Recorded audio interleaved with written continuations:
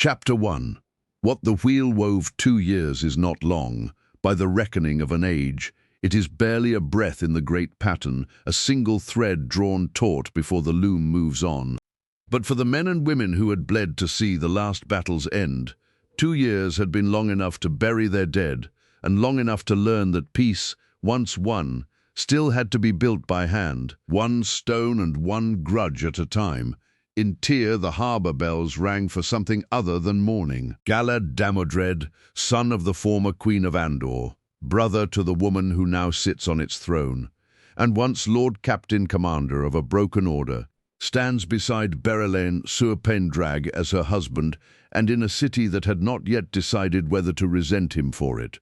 He walked the docks each morning with the same iron patience he'd once brought to a blade, listening to fishmongers and high lords alike, and slowly, stone by stone, grievance by grievance, both Mayeni and Ter were learning that a man with royal blood in 3 nations could rule with a steadier hand than his birthright alone would suggest. In Mayene, Berelain's ships had already returned to open water, her ambitions folded now into something that looked, against all odds, like genuine partnership. Whether it was love or simply 2 clever people recognizing the shape of the future, the small folk of both cities had stopped asking and started building. Farther north in the 2 rivers, Eamon's field no longer looked like the village Perrin Ibarra had grown up in. It looked like a town pretending to be a city and slowly winning the argument. Refugees from the devastation incurred from the last battle had come in a tide he could not turn away. Aiel, with no clan left to walk to. Domani merchants who had lost everything, and soldiers too broken by the last battle to remember how to be farmers. Perrin gave them work with their hands because it was the only cure he knew for grief, and Fael gave them a place in the town's growing councils because she understood better than he did that people needed to matter to something larger than their own survival. Between them, the 2 rivers had become something new. Not the sleepy backwater it once was, not quite a city, but a place where the wheel's refugees were slowly remembering how to want a future. In Caemlyn Avienda walked a harder road than most who saw her at court would guess. The prophecy that had once terrified her Rudian's glass columns, the visions of an Isle people scattered and remade, had already come to pass, and most of her people had walked out of the waste for good, just as the Dashane histories said they must. She stayed close to Elaine now, sister wife and confidant both, her days split between the Sun Palace and a White Tower, still finding its footing, ambassador between Isle channelers, newly welcomed among the Aes Sedai, and mentor to clan chiefs who had won a war. Only to discover that peace demanded a harder kind of courage, that of learning to be wetlanders and neutral peacekeepers under the Dragon's Peace in a world that no longer had any use for raiders. Not every Aiel had made that peace, however. Word reached her from time to time of clans who had turned back toward the waste instead, choosing to resettle Ruidian and rebuild something old rather than learn something new. And some nights Avienda envied them the simplicity of that choice, even as she knew it was not the one the wheel had spun for her. Across the continent, in the Tarasin Palace at Ebo Dar, in the same halls she had ruled from before the last battle ever called her north, Fortuona Athiam Kore Pendrag, Empress of the Sianchan, worked to hold together lands that were technically already hers. That was the quiet, grinding truth of it. 2 years on, and she was still spending more strength, steadying provinces she had conquered before Tarmangaiden, than reckoning with anything lost to the war itself. Mat Cawthon, of all unlikely men, had become something between a general and a court jester nobody dared laugh at, keeping the peace in territories that did not want to be kept. Uprisings simmered in the south, and domain collars chafed heavier on some necks than others. And in private, where only Mat still called her Tuon, the name she had been born with, rather than the one she had taken with the throne, she had begun to admit in the dark, when the weight of the crown pressed hardest, that something about the old order would have to bend, or it would break the way the White Tower had broken. And in Caemlyn Elaine Trakand sat on 2 thrones at once, and slept very little. The twins had come squalling into the world 8 months past, a boy and a girl. And the whole city had held its breath to see if the dragon's children would be born marked by the pattern in some visible way. They had not been, and were as normal as any infants, red-faced and furious at the indignity of existing, which Elaine found a strange comfort in. Ruling Andor and Cairhien, both from a single, exhausted body, was a different kind of battle than the one her mother's advisors had prepared her for. And on more nights than she would admit, she sat with dial-in and old records of the succession, trying to find where two crowns could sit on one head without one of them slipping. None of them, not Galad, not Perrin, not Avienda, not Fortuona, nor Elaine, knew that 400 leagues north, in a scorched practice yard outside the Black Tower's walls, something was about to happen that would matter more than any of their careful rebuilding. The Black Tower had changed since the last battle, though not as much as some had hoped and others had feared. The bonding of women to men had begun even before Tarman Gaidon, when desperation had forced an old and wary custom into something new. Aes Sedai bonding Asherman as warders in truth, not merely in name. What had begun as wartime necessity had not ended with the war. A reciprocal agreement now stood between the two towers, and a smaller number of Asherman bonded in turn to Aes Sedai in the old style, choosing to live within Tar Valon itself. It was an arrangement both towers watched with equal parts curiosity and unease, and as several of the oldest sisters of the White Tower, who remembered a world before any of this had seemed possible, discussed these changes in lowered voices. For the first time in 1,000 years, since the breaking itself, men and women who channeled worked side by side, without flinching at the sight of each other's weaves. It was on this day that 13 of them stood in the practice yard, in a circle drawn with the careful precision of people attempting something that had never, in any age, anyone could name, been tried before. 6 Asherman and 7 Aes Sedai, drawn from Ajaz, that a decade past would sooner have burned each other's letters than shared a working. A green who had bonded her warder from among the black-coated men, 2 browns hungry for the knowledge this would either prove or disprove, a yellow who had insisted on being present in case something went wrong, and others besides, women whose caution had finally been outweighed by curiosity. Their goal was not so grand as legend would later make it sound. Instead, they simply meant only to weave a gateway that would hold without the flickering, or be limited to the single-use tears in the pattern that traveling required. No. Today they sought to create something more permanent, a fixed door between the Black Tower and Tar Valon that neither side would need to weave twice. It had never been attempted with a mixed circle. In fact, Saidin and Sadar had never been asked to hold a single working steady for so long, so far, so deliberately in well over 1,000 years since the breaking. The weave began clean, threads of spirit, earth, and air braided together in a pattern. The lead weaver, a broad-shouldered Asherman named Curlin, whose hands had not stopped shaking since the last battle, though his channeling had never once faltered, had spent 4 months designing on paper before he trusted it to the source. For a moment it held a shimmering seam opening in the air, and through it, faint and distant, the white spires of Tar Valon flickered into view. Then the weave screamed. It was not a sound so much as a wrongness felt by all 13 at once, the sensation of a working, reaching for something on the other side that was not Tar Valon at all, not anywhere the pattern of this world recognized. Curlin tried to cut the flows and found for the first time in his life that the source would not simply let go. Saidin fought him, Sedar fought the women beside him, and the gateway did not close. In fact, it widened the seam in the air, tearing wider and wider, and no longer just a shimmer but a black-edged wound in the world. And through it came a light that had no business existing in the wheel's pattern at all, cold and gold and utterly, achingly foreign. The 13 channelers were thrown from their feet as the working collapsed in on itself, the gateway sealing shut with a thunderclap that cracked the practice yard's stones in a jagged circle, 20 paces wide.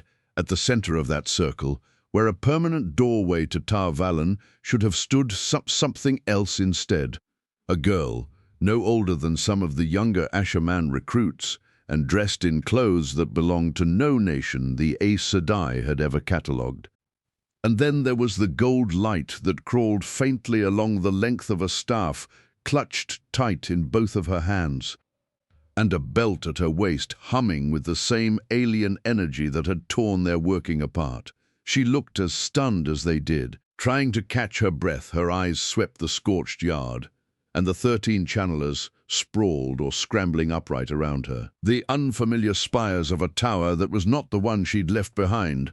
For a long moment, nobody moved.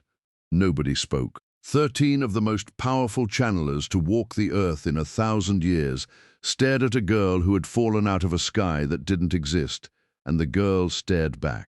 And somewhere in the wreckage of a working meant only to build a door to Tar Valon, the wheel had woven something entirely new into its pattern. Courtney Whitmore tightened her grip on the cosmic staff, planted her feet, and said the only thing that came to mind. "Okay, somebody want to tell me where the hell I am?" Chapter 2, Questions Without Answers. For 3 long heartbeats after the thunderclap, nobody in the practice yard moved at all. Then the yard came alive at once, and in as many different rhythms as there were channelers standing in it. The battle hardened among the Aes Sedai, recovered first women who had stood at Merilor and the Field of Blood, and learned in the worst classroom the wheel had ever built that the body reconnects to. The source before the mind finishes being afraid.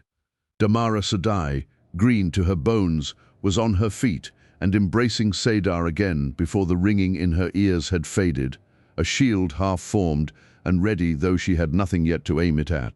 Beside her, Nisao Dachan, a yellow, and long past letting shock slow her hands had already run a healer's eye over herself, Damara, and over the nearest fallen Asherman. She began cataloguing injuries out of pure habit before she'd so much as looked at the stranger in the center of the circle.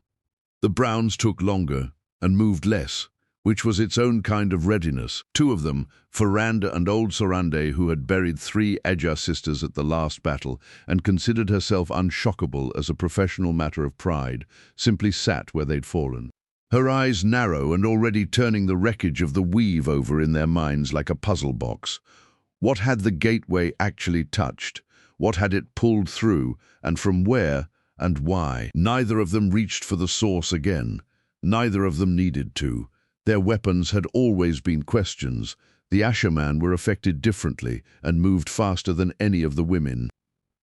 Naif and Fedwin Moore were both already between the stranger and the rest of the circle, Seddon roaring through them, shields half-woven and weaves of fire, coiled and ready to loose.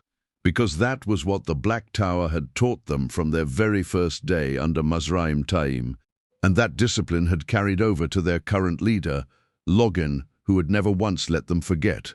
Deal with the threat first, then question after.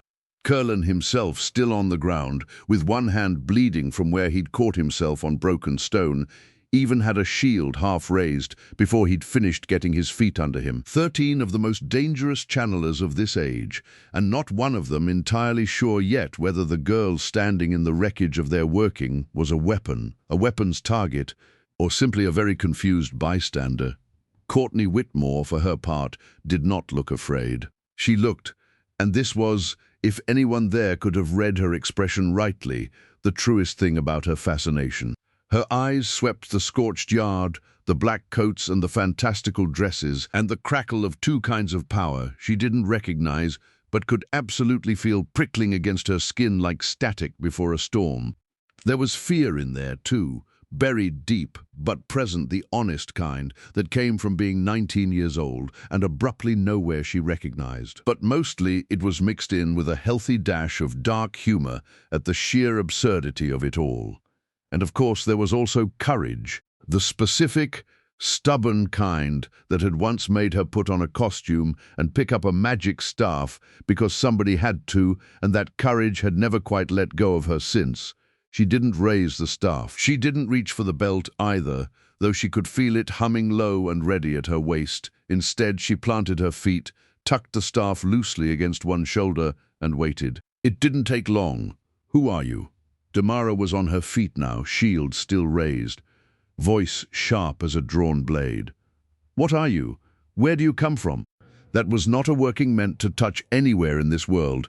Is that a weapon? Nisao asked more clinically. The light in it that is not Sedar, it is not said in either. What is it drawing on? Are there more of you?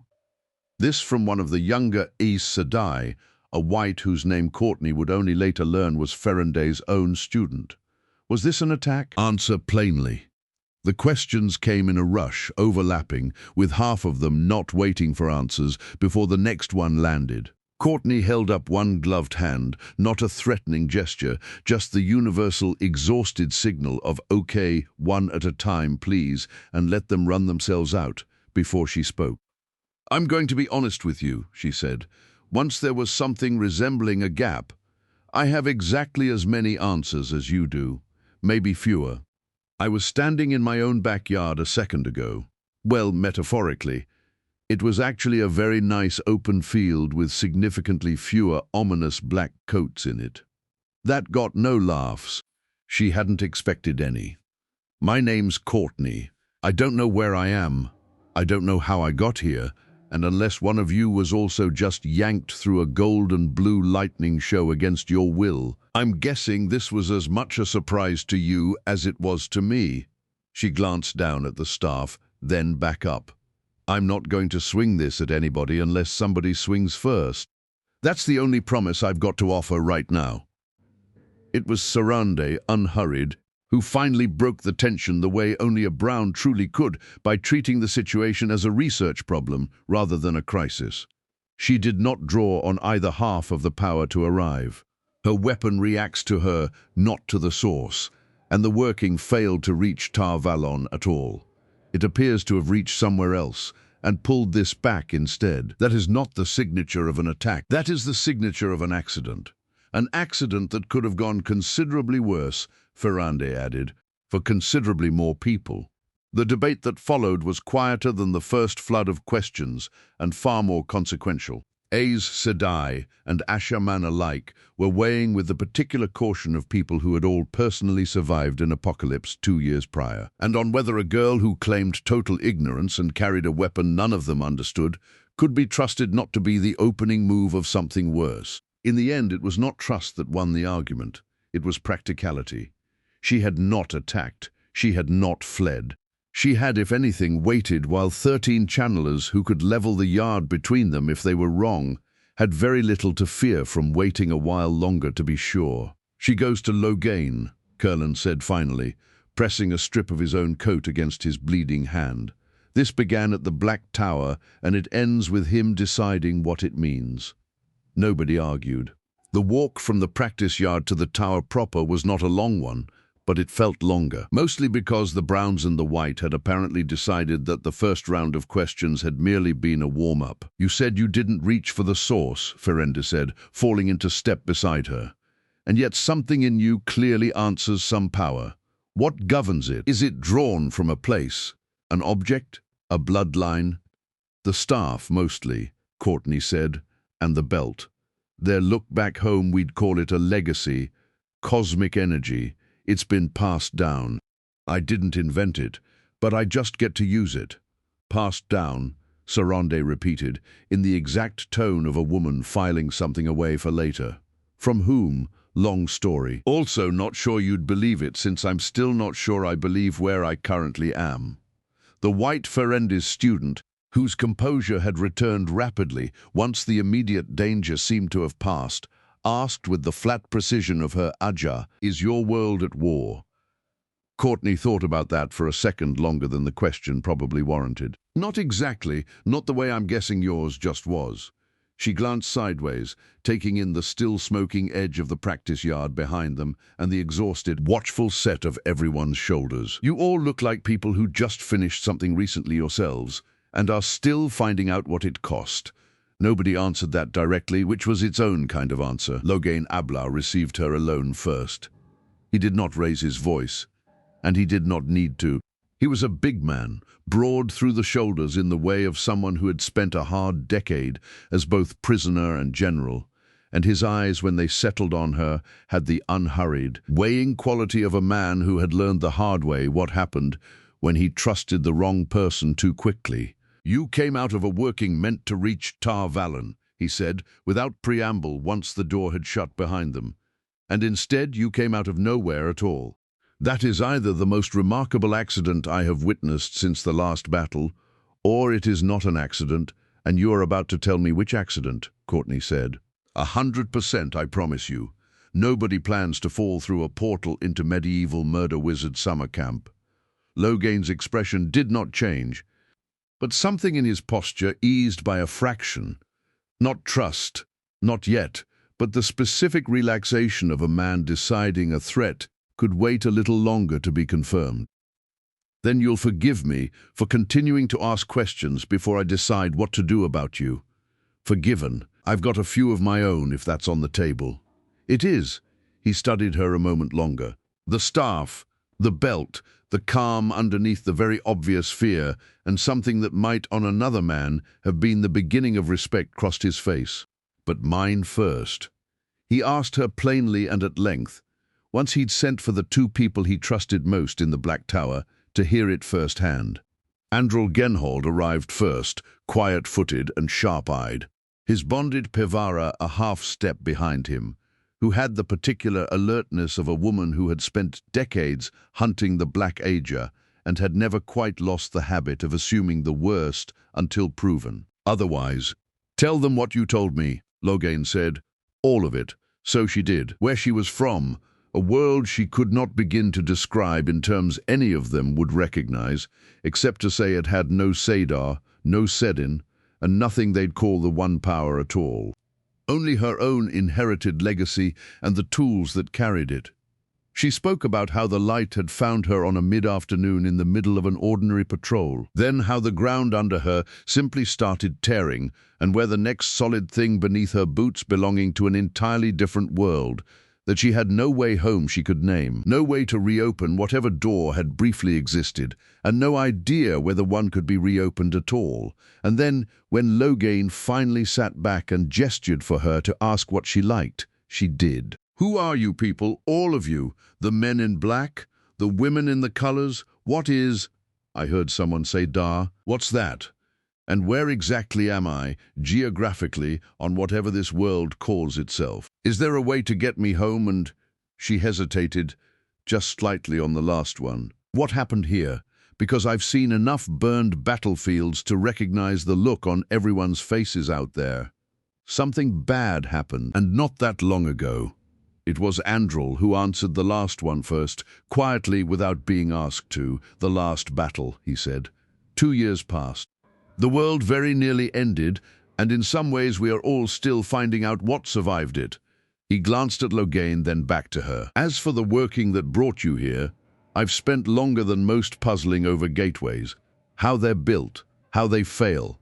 What happened in that yard wasn't a normal collapse. Something on the other end of that weave reached back.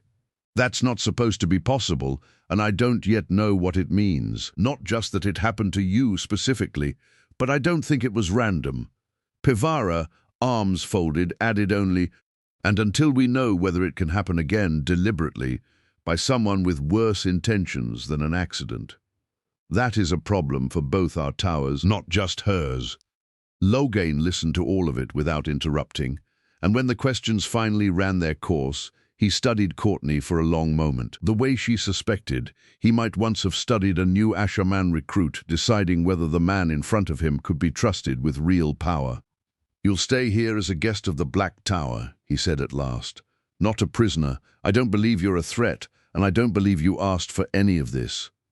But you arrived in the middle of a working none of us understand yet, and until we do, I'd rather you were somewhere I can reach easily than somewhere I can't." "That's fair," Courtney said, and meant it. "Trust me, I'd rather be somewhere within actual walls than wandering around alone in wherever this is." A woman was summoned to see her to a room, comfortable, if plain, with a wash basin and a change of clothes laid out that belonged to no fashion Courtney recognized, and that she was frankly glad to see anyway. She went without argument, as she was tired in a way that had nothing to do with the belt's reserves and everything to do with the sheer, exhausting strangeness of the last few hours finally catching up to her. Once the door had closed behind her, Logan did not immediately dismiss Androl and Pevara. "Your honest thoughts," he said. "Both of you. She's telling the truth, or something close enough to it, that the difference doesn't matter yet," Pevara said. "I've spent too many years reading liars to mistake that kind of confusion for a performance. Whatever's coiled in that staff of hers frightens me more than she does." "Agreed," Androl said. "And I meant what I told her, that Gateway reached for something. Deliberately or not, I can't say. But if it happened once unplanned, I want to know a great deal more about whether it can happen again, and whether the White Tower has seen anything like it in their own records before we assume this problem belongs only to us." Logan was quiet for a moment, turning that over. Then he nodded once. "A decision made. Then we don't sit on it. Open a gateway to the accepted spot outside Tar Valon. If anyone in the world has old accounts of a working like this, a door that reached back instead of simply opening, it will be the Browns. And it will be sooner rather than later that the Armelin hears this from us, and not as a rumor carried second-hand." Androl didn't need to be asked twice. He wove the gateway himself, setting flowing through him steady and sure in a way that made even Pevara, after all her years, proud to watch. A neat, controlled seam opening in the air. Nothing at all like the tearing wound that had brought Courtney through hours before. Beyond it, the familiar grey stone of Tar Valon's outer wall with torches already lit against the coming evening. The three of them stepped through together, leaving the Black Tower's newest guest asleep in a borrowed room, and went to see what the woman who now sat the Armelin seat would make of a girl who had fallen out of the sky, wielding a light the wheel itself had never woven. Chapter 3. 2 Towers, 1 Problem. The Armelin study had not changed much in 2 years, though the woman who now sat behind its desk had made sure everyone who entered it understood, without her needing to say so, that a different hand held the reins now. Cadsuane Melaidrin did not rise when Logan was shown in, nor did not offer him tea, either of which would once have been as a mark of studied rudeness from anyone else. From Cadsuane, it was simply efficiency. She had never had much patience for the theatre of power, only for the substance of it, and 2 years as Armelin had done nothing to soften that particular habit. "Sit," she said, "and tell me what happened at the Black Tower this evening that was important enough to open a gateway right now instead of waiting for morning." Logan sat. He had faced worse than Cadsuane's bluntness in his life, considerably worse, and he had long ago stopped finding it anything other than restful in its way. At least a person always knew precisely where they stood with her. He told it plainly, the Circle of 13, the attempted permanent gateway, the working that had reached for something the pattern of this world did not recognize and pulled it back regardless. The girl, Courtney she called herself, who had arrived armed with a light none of them could account for, calm in a way that had unsettled Androl even more than outright hostility would have. Cadsuane listened without interrupting, which was from her its own form of respect. When he'd finished, she was quiet for a moment, tapping one finger once against the desk. "A weapon that draws on neither Sadar nor Sedin," she said. "A world with no memory of the one power at all, by her account, and a gateway that reached across whatever divide separates the two on its own without anyone weaving toward it on purpose." She looked at him with the particular dry patience of a woman who had outlived several ages' worth of foolish men, insisting the impossible couldn't happen twice. "You understand why that troubles me more than the girl herself does?" "I do," Logan said. "It troubles me the same way." "Good. I'd have less use for you if it didn't." She was already rising, moving toward the door with the brisk economy of someone who had never once in her life waited for a problem to solve itself. "Sit there. I want another mind on this before I decide anything." She sent a novice running, and it was not 5 minutes before Sorilea arrived. Aisle quiet, even in a hallway full of White Tower stone, her weathered face giving away exactly as much as she intended it to, and not a scrap more. "You called?" Sorilea said, by way of greeting, settling into the room's 3rd chair as though she'd been expecting the summons before it was sent. "A girl fell out of a broken gateway at the Black Tower last night," Cadsuane said. wielding a power that belongs to no world any of us have ever heard of. Loghain believes she's exactly what she claims, an accident and not a weapon sent against us. I'm inclined to agree with him, and I want to know if you agree, or if there's something in it your wise ones would see that we would not. Sorelea considered that, with the unhurried patience that had made her, in Cadsuane's private estimation, one of the very few people in the world worth consulting before acting. A stranger who did not choose to come, wielding what she does not fully understand herself in a world not her own. She let the silence stretch a moment. That is not unheard of, even among my people's oldest stories. It does not make her safe, but it also does not make her the enemy. I would see her myself before I judged either way. You'll have the chance, Cadsuane said, and turned back to Loghain. Send her to me in the morning. I'll question her myself, and Sorelea will sit in. If there's a way to learn more about how she came here and whether it can happen again, by accident or by design, I'd rather learn it from her directly than through a report written by someone else's judgment. Agreed, Loghain said. I have one condition thought. Whatever you learn from her, I hear it too. Whatever this is, it started at my tower, and I'll not have it become the White Tower's secret to keep from me. Cadsuane's mouth curved into not quite a smile, but close enough to it that anyone who knew her well would have recognized the respect underneath. You've never been a man who needed to be told twice to protect what's his, Loghain. You'll have your answers, same as I get mine. I give you my word on it. It was, from Cadsuane, as good as a blood oath, and both of them knew it.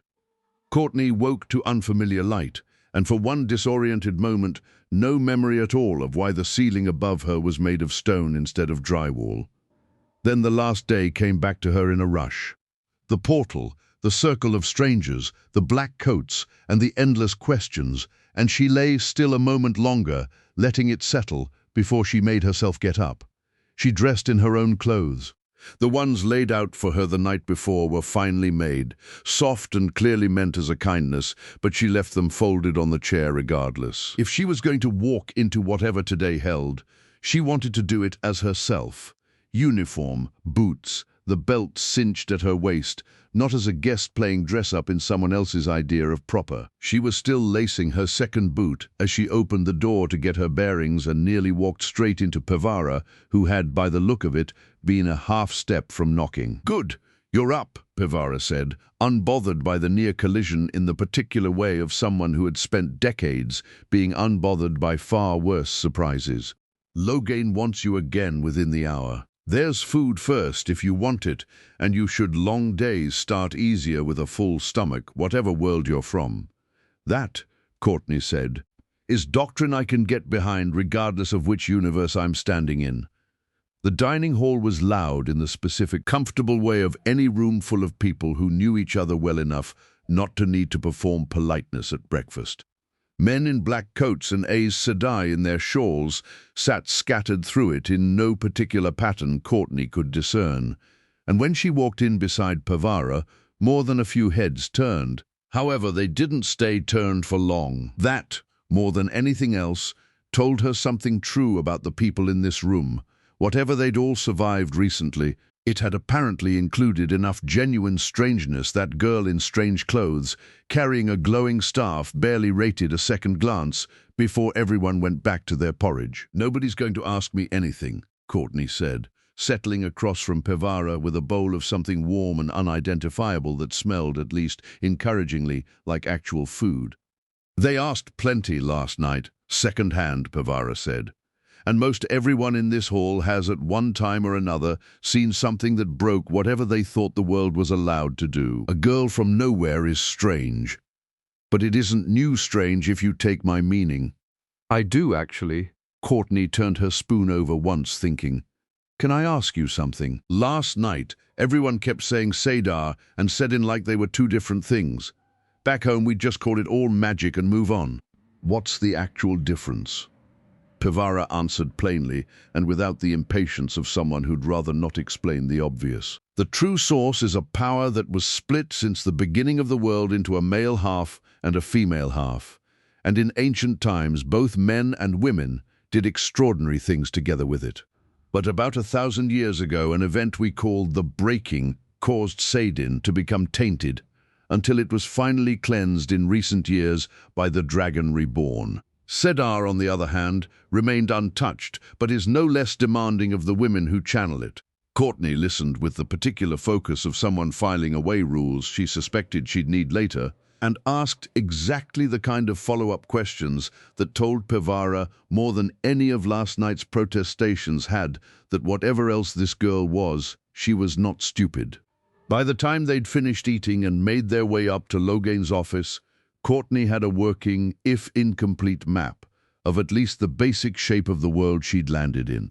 Logain was already awake and waiting, with a parchment spread across his desk. He looked up when they entered with something that, on a less naturally severe face, might have been called warmth. "You slept," he said. It wasn't quite a question. "Better than I expected to, honestly." Courtney glanced around the office, the staff resting easy against her shoulder. "Considering the day I had." "Good." Logain set down the parchment he'd been reading.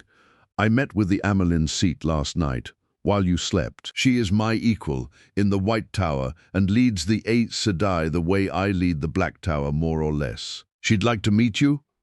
"Sure," Courtney said, easy enough, and then asked practically, "How far away is the White Tower?" "Exactly." Logan's mouth twitched, just a touch, the closest thing to open amusement she'd seen out of him yet. "Not far at all. We'll be going by Gateway." The word landed harder than he'd probably intended it to. Courtney's grip on the staff tightened just slightly, and something in her expression, that fascination and courage from the night before, flickered, for a moment, into something much more like the plain, honest fear of a girl who'd been thrown once through a tear in reality and had no particular desire to repeat the experience. "Last time somebody opened one of those near me," she said. "It didn't exactly go smoothly. This won't be like that." Pevara's voice said in the same certain tone she'd have used to reassure a novice before her first real test. "What happened at the Black Tower was a working going wrong. 13 channelers were reaching for something none of us had ever tried, and obviously they reached too far. This is neither of those things. Andril weaves a gateway the ordinary way a dozen times a week. It's no more dangerous than walking through a door." "She's right," Logain said. "You'll feel it open, and you'll feel it close behind you. And in between you'll have taken one step. Nothing more dramatic than that." Courtney let out a slow breath, and something in her shoulders eased, though not all the way. "Okay," she said. "Ordinary door, and not gonna think about the tearing reality part." "Not gonna think about it," Logain agreed, and rose to send for Andril. True to Logain's word, it was over almost before Courtney had time to brace for it. One step through a shimmering seam that hadn't been there a heartbeat before, and a brief, disorienting nothing that felt less like falling and more like blinking too slowly before she felt like she back on solid ground. A different ground for sure. Only here, everything was white stone instead of black, and the courtyard washed in morning light instead of the Black Tower's practiced grimness. "See," Pevara said, stepping through behind her, entirely unbothered. "Just a door." "A door," Courtney agreed, a little unsteadily, and found she mostly believed it. The White Tower itself rose above them, vast and pale, and clearly built by people with very different ideas about architecture than anyone back home. Courtney had approximately 4 seconds to take it in before a cluster of Aes Sedai descended on her with the particular efficiency of women who had been waiting all morning for exactly this. "Is it true you carry no weave at all? What color would your aura be, if you have one? I've heard tale of. Where precisely did you say your world lies? For I've searched the maps of every known land, and there is no Courtney who had faced down bank robbers, alien invasions, and one memorably persistent extra-dimensional cult leader without losing her composure, found herself genuinely overwhelmed by the sheer volume of question density. She was still trying to formulate an answer to any single one of them when a hand closed gently but firmly around her arm and steered her with practiced ease straight out of the scrum. "That's quite enough, sisters. She's not a menagerie exhibit, whatever the novices are saying below stairs. The woman who'd rescued her was strikingly lovely, dark-eyed and dressed in a manner that made even the White Tower's formal shawls look understated by comparison. And she looked Courtney over with an appraising and entirely unhurried thoroughness that had nothing to do with threat assessment at all. "Well, aren't you a vision?" she said. "Wherever you're from, they clearly know how to put a woman together." "Thank you," Courtney managed. "Lean Sharif," the woman said. "Keeper of the Chronicles, and very possibly the only person in this tower this morning with better things to do than pepper you with questions you can't yet answer." Lean's smile was warm, faintly amused and entirely unbothered by the very obvious fact that she was herself about to lead Courtney directly into a room where she'd be asked exactly that. This way she pointed. "We can't keep the Armelin waiting, and she is not one to be kept waiting, though she'll never admit that's the reason for her mood." Cadswain's study was quieter than the courtyard by a wide margin, though no less charged for it. The Armelin herself sat with the unhurried stillness of a woman who had long since stopped needing to prove she was in charge of a room. Beside her, in a chair that somehow looked more like a throne for the sheer force of will radiating off its occupant, sat a weathered Aiel woman, whose eyes swept over Courtney with an assessment so blunt it was nearly its own form of violence. Cadswain looked her over first, slow and thorough, the way a woman might examine a blade she wasn't yet sure was sound. Then she nodded once to the Aiel woman beside her in an unspoken invitation. Sorelea did not soften a word of it. Soft hands, soft eyes, for all the light in that weapon. "You've never gone hungry a day in your life, girl, nor buried kin with your own 2 hands in sand you had to dig yourself. Whatever power you carry, you did not earn the will behind it the way this world teaches its own to earn theirs." For half a second, Courtney felt the sting of her words land somewhere honest, and then just as fast felt something else entirely. The specific outrage of a girl who had in fact buried a version of her own losses and simply hadn't been asked about them yet. "Wow," Courtney said, recovering fast with her chin lifting. "Cool assessment, very thorough. You get that off a psychic staring contest, or do you just workshop the mean grandma routine on everybody who walks through that door?" Sorelea's bark of laughter was sudden, sharp, and entirely genuine.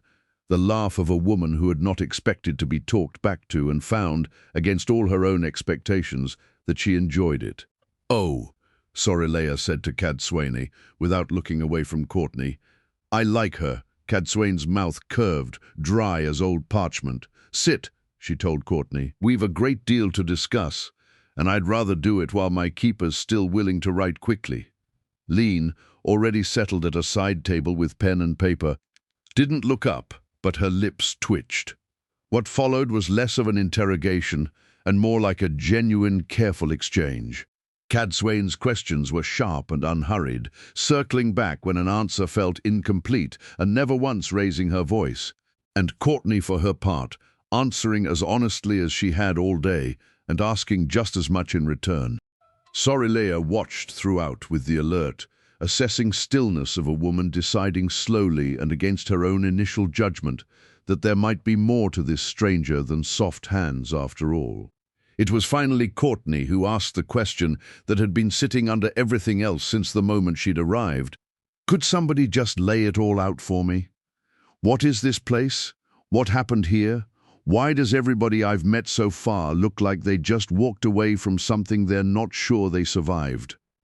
Cadswain was quiet a moment, weighing how much of 1,000 years' worth of history could reasonably be poured into a single sitting, and then began anyway because there was no version of the truth she believed in telling by halves.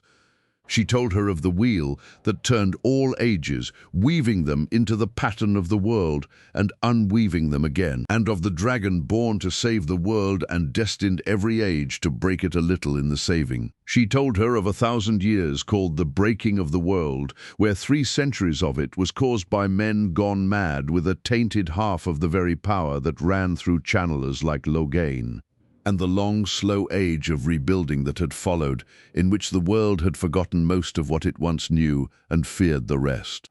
She told her of the dragon reborn, a man named Randall Thor, who was born of prophecy and raised as a farm boy that eventually turned into the savior of the world. But in doing so, he also turned into something nearly unrecognizable under the weight of it, who had spent the better part of a decade being hunted, hated, prophesied over, and finally proven right in the one truth that mattered, that he alone could face the Dark One at Sheol Ghul and seal him away again, but only if the world could survive long enough to let him try.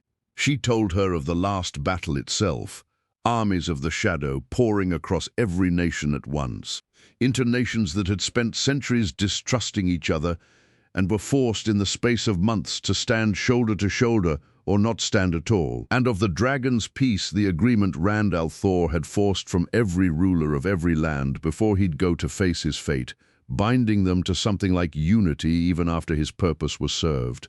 2 years, Cadsuane finished, since the Dark One was sealed away and the last battle ended. 2 years into what more than a few scholars have already started calling a new age. The first true one in 1,000 years, if it holds. Whether it does is still being decided. Quarrel by quarrel, treaty by treaty in rooms very much like this one. She studied Courtney a moment longer. So, when you ask why everyone you've met looks as though they survived something, they did. All of us did, and some of us more recently and more narrowly than others.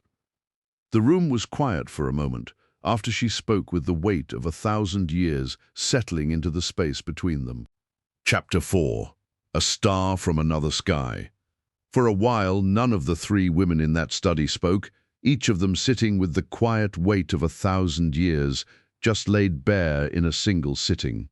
It was Cadsuane, unsurprisingly, who broke it first, because sitting with a silence for its own sake had never much interested her once there was more to learn. "You've had your history," she said. "Now I'll have mine. Not this world's, but yours, where you come from, what you are, and how a girl your age came to carry a weapon that answers to no power any of us recognize." Courtney shifted a little in her seat, more from the strangeness of being asked to explain her entire life to 2 immortal-seeming strangers and their exceptionally attentive stenographer than from any real reluctance. Fair's fair, I guess. She glanced down at the staff, resting now against the side of her chair. "Okay," she mused. "Where do I even start?" "The beginning is traditional," Sorelea said, dry as sand, "though I've found most who say so rarely mean it." That at least won a real laugh out of Courtney, startled and short, but genuine. "Fine, the beginning. This," she tapped the staff lightly, "used to belong to a hero long time before it came to me. He died a long time ago, and it ended up eventually with a man named Pat Dugan. Well, he married my mum. So he is my stepdad, technically, though. I don't really think of him that way anymore. Not after everything." She hesitated, and something in her expression softened, unguarded in a way it hadn't been all morning. He's the one who actually still had it. The staff packed away, gathering dust until I found it. I didn't ask permission, and well, I just sort of took it, put it on, and discovered it worked a whole lot better for me than it ever should have. "You stole it," Sorelea observed, without much heat. "I borrowed it aggressively," Courtney corrected, "and then never gave it back. And it turns out the staff had opinions of its own about who it wanted to work for, because it picked me right back." She shrugged. "Pat wasn't thrilled at first, but now he's basically my partner. He built himself a suit, a big mechanized one that does its own kind of damage, and he goes by the name Stripe when he's in it. We fight crime together. It started out small muggers, actual bank robbers, all types of boring stuff. And then it turned out our town had a whole lot more going on underneath it than the boring stuff. Suddenly there were supervillains and people with their own powers doing considerably worse things with them than I do with mine.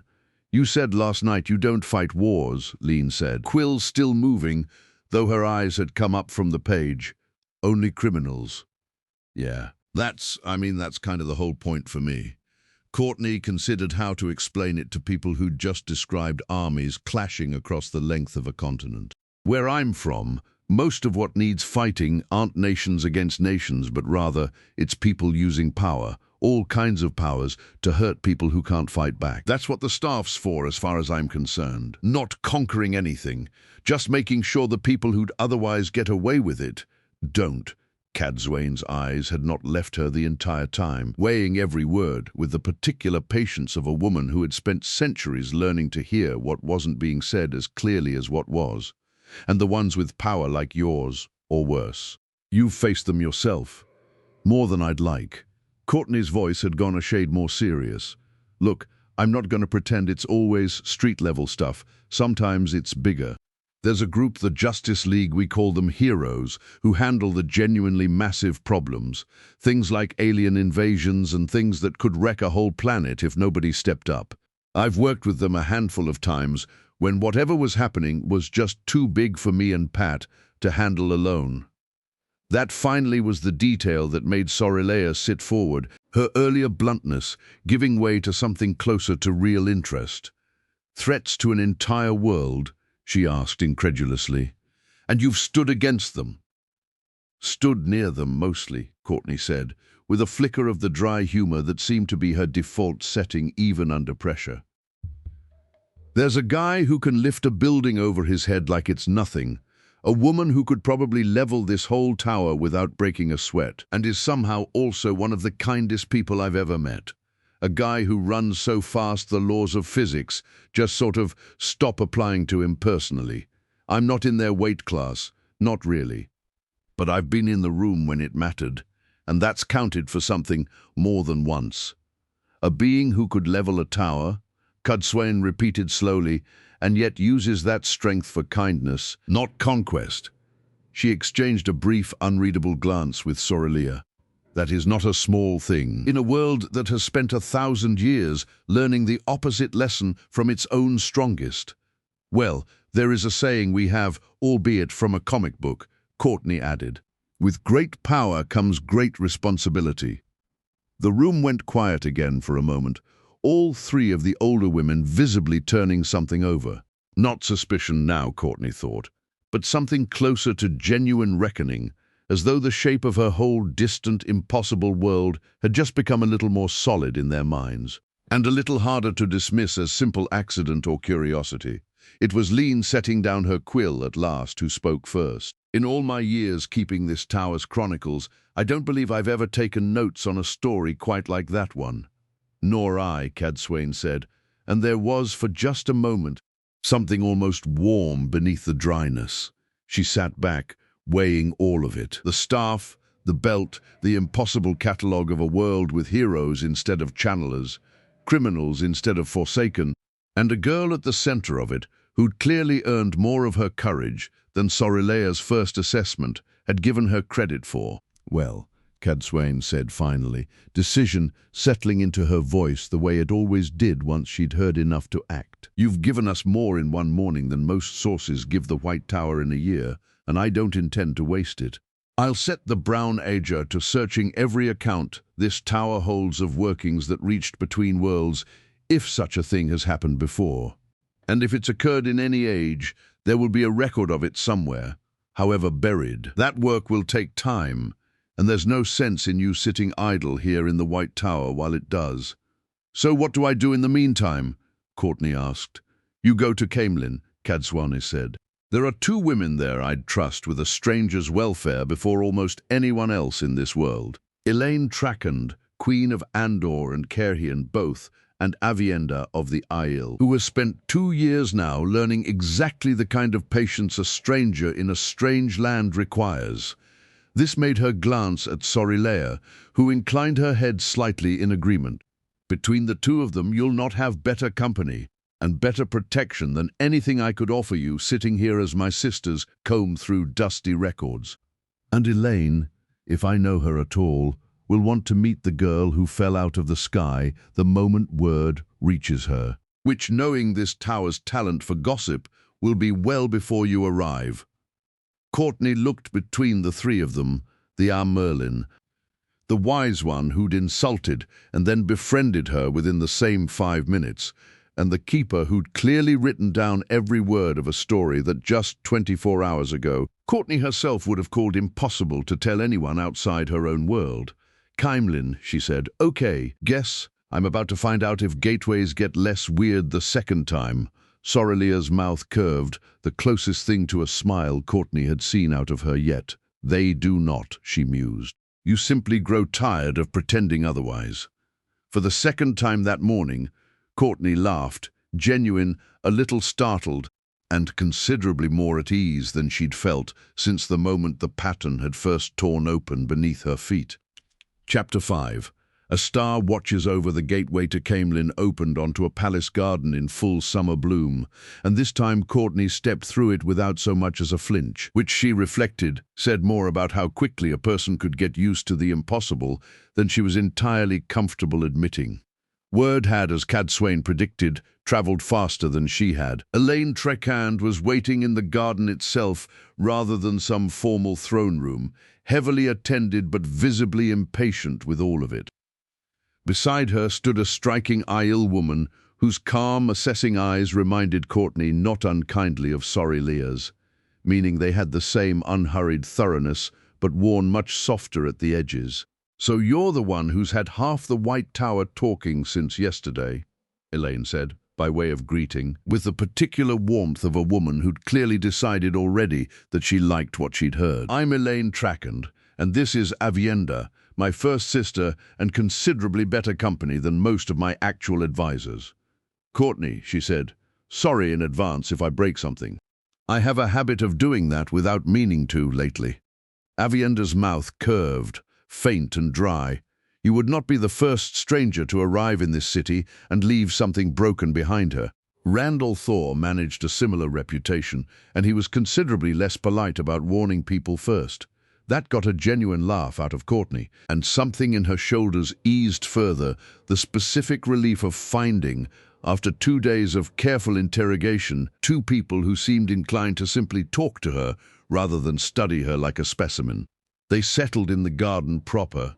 Servants bringing food, neither of them seemed to feel any particular urgency about, and for the first time since she'd arrived in this world, the conversation didn't circle immediately back to threat assessment or ancient history. Elaine, sharp and genuinely curious, wanted to know about the staff itself, not what it was capable of in the abstract, but what it had actually done in Courtney's own hands, in her own words. So, Courtney told her, the time she'd redirected an entire collapsing building's worth of debris with a single sustained blast, holding the force steady long enough for everyone inside to get clear. The running joke between her and Pat about how often the staff decided, entirely on its own initiative, that a particular flourish looked cooler than the efficient version she'd actually intended. The night she'd gone toe-to-toe with someone considerably stronger than her, purely on the strength of the staff's ability to absorb an attack and throw it back doubled. "It genuinely feels like it's got opinions sometimes," Courtney admitted, turning the staff over once in her hands. "Not just, I don't mean it like a metaphor, I mean it actually reacts, like it's paying attention. I've never fully figured out how much of what it does is me and how much is just it deciding to help." "A weapon with opinions," Avienda said, with the flat, testing tone of someone deciding whether that was alarming or simply interesting. "Does it ever disagree with you?" "More than I'd like to admit," Courtney grinned.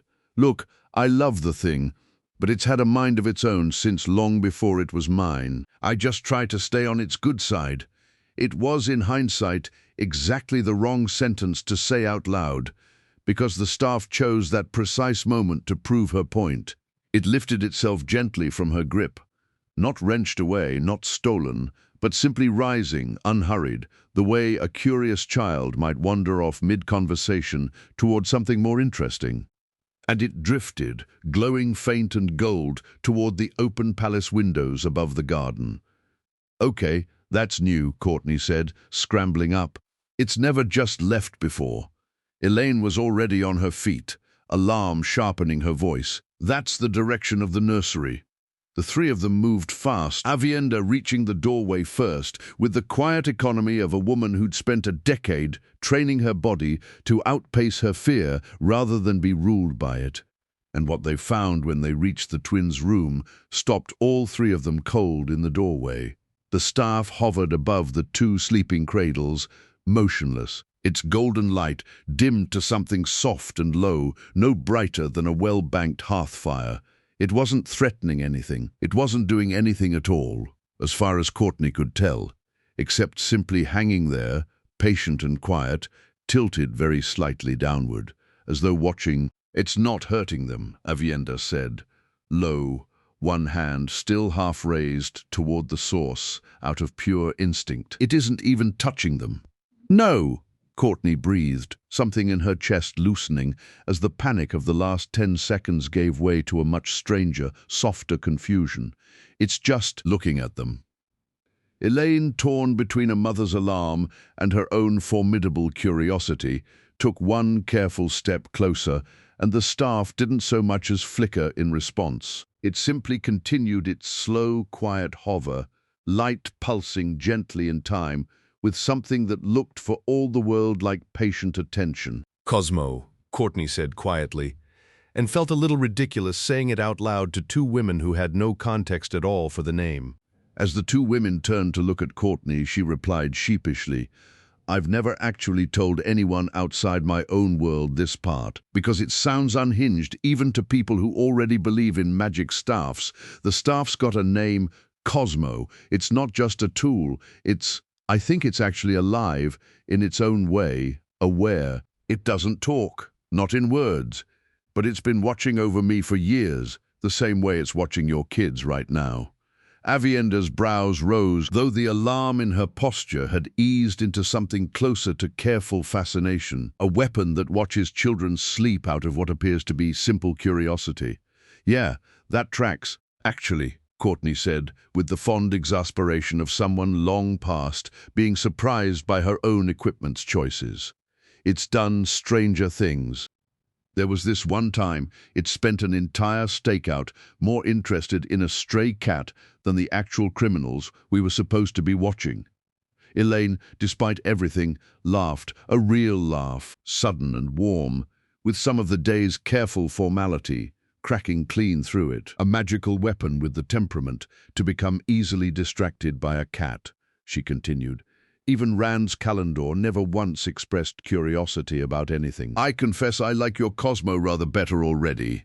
"Wait until it decides it likes you back," Courtney said. "It's picky. Took its sweet time deciding I was worth the trouble." Cosmo, as though it had been listening, which Courtney reflected, it very possibly had, drifted at last away from the cradles.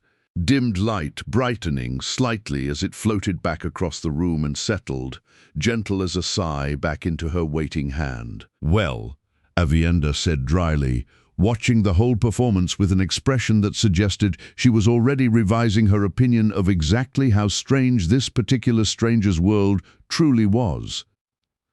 "I begin to see why the wise ones would find your world's stories worth telling around a fire." Elaine, glancing back once more at her sleeping twins, safe and entirely undisturbed by the whole encounter, allowed herself a last small smile. "I think," she said, "that you and I are going to get along very well, Courtney. Come, let's find somewhere more comfortable to talk before my children wake and demand an explanation for the golden light I very much doubt I'll be able to give them." Chapter 6. A stranger's face. They had barely settled into the parlor with Elaine, curling up into a chair with the particular boneless exhaustion of a woman who'd spent the morning being a queen and intending to spend the afternoon being considerably less formal about it, when the door opened without so much as a knock, and a man Courtney had never seen before walked in like he owned the place. He was striking in an unsettling way, dark-eyed, sharp-featured, and dressed in black that seemed to drink in the light of the room rather than simply absorb it. The man moved with the unhurried confidence of someone who had never once in his life needed to announce himself to be noticed. Courtney's hand drifted instinctively toward the staff. Avienda, by contrast, hadn't so much as tense. "You could knock," she said, dry as ever. "Even here." "I could," the man agreed, in a voice that carried an odd, layered quality, as though two very different registers were speaking through the same throat. "But it's considerably less fun. Elaine was already rising, and whatever weariness Courtney had braced for evaporated instantly from the Queen's face, replaced by something far warmer, the specific, unguarded relief of seeing someone she'd genuinely missed. "You could at least look like yourself when you do it," she said, though there was no real complaint in it. "Fine," he said, "if it won't unsettle the guest." The man's expression didn't so much shift as the entire shape of him did, features rearranging themselves with an ease that had nothing to do with any weave Courtney recognized, and everything to do with something far stranger. The very air around him folded his features gently and without violence into someone else entirely. Where the black-eyed stranger had stood a heartbeat before, there now stood a lean, red-haired man with startling blue-gray eyes and the particular weathered calm of someone who had carried far more weight than his years should have allowed. "There," he said, in a voice that now matched the shift completely. Randall thought, "Apologies for the theatrics, it is habit, mostly these days, so fewer people recognize me." Courtney's mouth had fallen open somewhere in the middle of that transformation, and she didn't bother closing it right away. "Okay, I've seen a lot of weird stuff in the last 2 days, but that one's new." "You get used to it," Elaine said, with the weary fondness of someone who very much had not entirely. "Even after everything." Rand crossed the room and pressed a light, easy kiss to her temple, then did the same to Avienda with the unhurried familiarity of a man greeting family rather than performing affection for an audience. Whatever this arrangement was between the three of them, it was clearly old and clearly comfortable in a way that made Courtney feel, for a moment, like an intruder on something private despite having been invited into the room first. "This is Courtney," Elaine said, "the one Cadsuane's been buzzing about since yesterday." "So I gathered." Rand studied her for a long moment, not with Sorelia's blunt appraisal, and not with Cadsuane's patient weighing either, but with something quieter, more searching, as though he were listening for a sound underneath the conversation rather than watching for a threat within it. "You fell through a working that reached somewhere it had no business reaching. That's the short version." Yeah. He didn't say anything else immediately, and something in his expression, brief and almost imperceptible, flickered into a kind of careful stillness that hadn't been there a moment before. It was gone again almost as quickly as it appeared, tucked back behind an easy, cordial warmth. "Well, however you came here, I hope the world's treated you fairly since." "Better than I expected, honestly," Courtney said. "Everyone's been surprisingly cool about the whole girl fell out of the sky wielding a magic space stick thing. That got a real quiet laugh out of him, brief but genuine. You'll find this world's grown fairly difficult to surprise over the last few years." He glanced toward Elaine and Avienda, some unspoken understanding passing between the three of them, and then, more to himself than to anyone in the room, added, "Though I admit something about this particular surprise doesn't sit quite the way the others have." "What do you mean?" Courtney asked. Rand considered the question a moment longer than she expected him to. "I've spent 2 years watching this world solve its own problems, mostly without my help, because I've come to believe it needs to. That a world handed every answer never truly learns to stand on its own. I try not to interfere unless the alternative is watching something break that shouldn't." He met her eyes then, and whatever warmth had been in his expression a moment before sharpened, just slightly, into something more focused. "But a working that reaches between one world and another entirely, that's not the kind of thing that simply happens by accident twice in the same age, let alone once. I've a feeling this may be bigger than a misfired weave at the Black Tower, and I'd like to look into it myself, quietly, before I decide whether that feeling's worth troubling either tower with." The room went a shade more serious at that, though Rand's tone never lost its easy calm. "In the meantime," he said, straightening, features already beginning that same strange, gentle rearrangement back toward the black-eyed stranger who'd first walked through the door, "you shouldn't spend your first days in this world sitting in parlors, being questioned by old women and worried queens, however good their intentions. Go see more of it. Perrin and Faley are good people, doing good work up in the Two Rivers, rebuilding a town from nothing much at all. I think you'd like them, I think, he added, with the faint, private amusement of a man who'd learned to trust his instincts more than he let on. You might even like it there. By the time he finished speaking, Moradin's sharp, dark-eyed face had fully returned, and he inclined his head once formally to all three women. "I'll send word if I learn anything worth troubling you with," he said to Elaine and Avienda both. And then to Courtney, almost as an afterthought, "Welcome to the pattern, stranger. Try not to unravel too much of it before we've worked out why you're here." And then, as unhurried and unannounced as he'd arrived, he was gone. Courtney let out a breath. She hadn't quite realized she'd been holding... Okay, so that was Rand al'Thor, the actual dragon reborn, wearing someone else's face and casually rearranging his own bone structure like it's a change of clothes. "You get used to that part slightly faster than you'd think," Avienda said. "I really don't think I do," Courtney said, but she was smiling despite herself. "So, the Two Rivers, huh?" Chapter 7. A Town Rebuilding. The gateway to the Two Rivers opened not onto a palace or a tower, but onto the edge of a muddy, bustling construction site that at first glance Courtney mistook for a town under siege rather than a town under repair. It took her a moment to realize the difference. There was no smoke rising from anything burning, no panic in the way people moved, just noise, hammers, saw blades, the creak of timber being hauled into place, and the particular cheerful chaos of dozens of people building something faster than any single one of them could manage alone. "Eamon's Field," said the broad-shouldered, yellow-eyed man who met her at the gateway's edge, offering a calloused hand in greeting rather than the formal bow she'd half expected by now, or what's left of calling it that. "We've outgrown the name a fair bit, but nobody's found one they like better yet. So it's stuck." His eyes held hers a moment too long to be entirely casual, not unfriendly, but assessing, in the quiet way of a man used to reading trouble before it announced itself. "Perrin Ibarra, Courtney. Word travels fast, I take it." "Word travels faster than most anything else in this world," said the voice beside him, a sharp-eyed, dark-haired woman, carrying herself with the coiled alertness of someone who'd spent years assuming a threat until proven otherwise. "Fail. My husband forgets to mention names sometimes when the shock of meeting someone new gets the better of him." She studied Courtney with open, unhurried curiosity that held none of Sorelier's bluntness in it. Just plain and honest interest. Rand sent word ahead. We might be worth a visit. He wasn't wrong.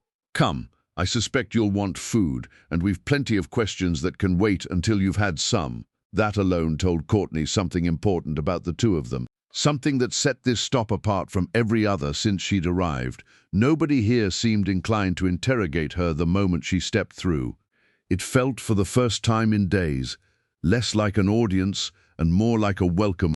The town, whatever its residents had settled on calling it, if anything sprawled well past the modest village she'd have pictured from the word Eamon's Field alone. New construction crowded up against older, sturdier farmhouses, and everywhere she looked, people who plainly hadn't been born anywhere near the Two Rivers worked alongside people who plainly had. An easy, practiced rhythm to it that spoke of 2 years' worth of learning to share the work. "Refugees," Perrin said, following her gaze without needing to be asked, from the war. "Some lost everything, homes, kin, whole villages burned or worse. We couldn't turn them away, and once we didn't, more kept coming. Fail's the one who figured out how to make it work instead of just making it crowded." "He's too modest," Fail said. "He's the one who gives every last one of them something to do with their hands, the same week they arrive. Grief doesn't sit still well. Work gives it somewhere to go." They walked her through it properly over the next hour, the growing market square. The half-finished meeting hall meant to seat every voice in the town's new unwieldy council. The training yard where Aiel, who'd chosen to stay in the wetlands, worked alongside Two Rivers longbowmen, an odd but functional partnership Courtney found she genuinely enjoyed watching. Supper that evening was loud, plain, and entirely unpretentious, with a long table crowded with more people than chairs and more conversations than any single person could follow. And thankfully, not a single formal introduction in sight. It was, Courtney thought, watching Perrin patiently settle an argument between two farmers about grain storage while somehow also keeping half an ear on his wife's conversation across the table. The first place since she'd arrived in this world that felt less like a diplomatic stop and more like an actual home. "You're staring," Faley observed, amused, once the meal had wound down and the two of them had stepped out into the cooling evening air. "What is it?" "Just this." Courtney gestured loosely at the town behind them, still half lit by lantern light and the last of the sunset. "Everyone I've met elsewhere so far has been really nice, don't get me wrong, but it's all been sort of formal, careful, like everyone's still bracing for the next disaster. This is the first place that's felt like people just decided to be happy again.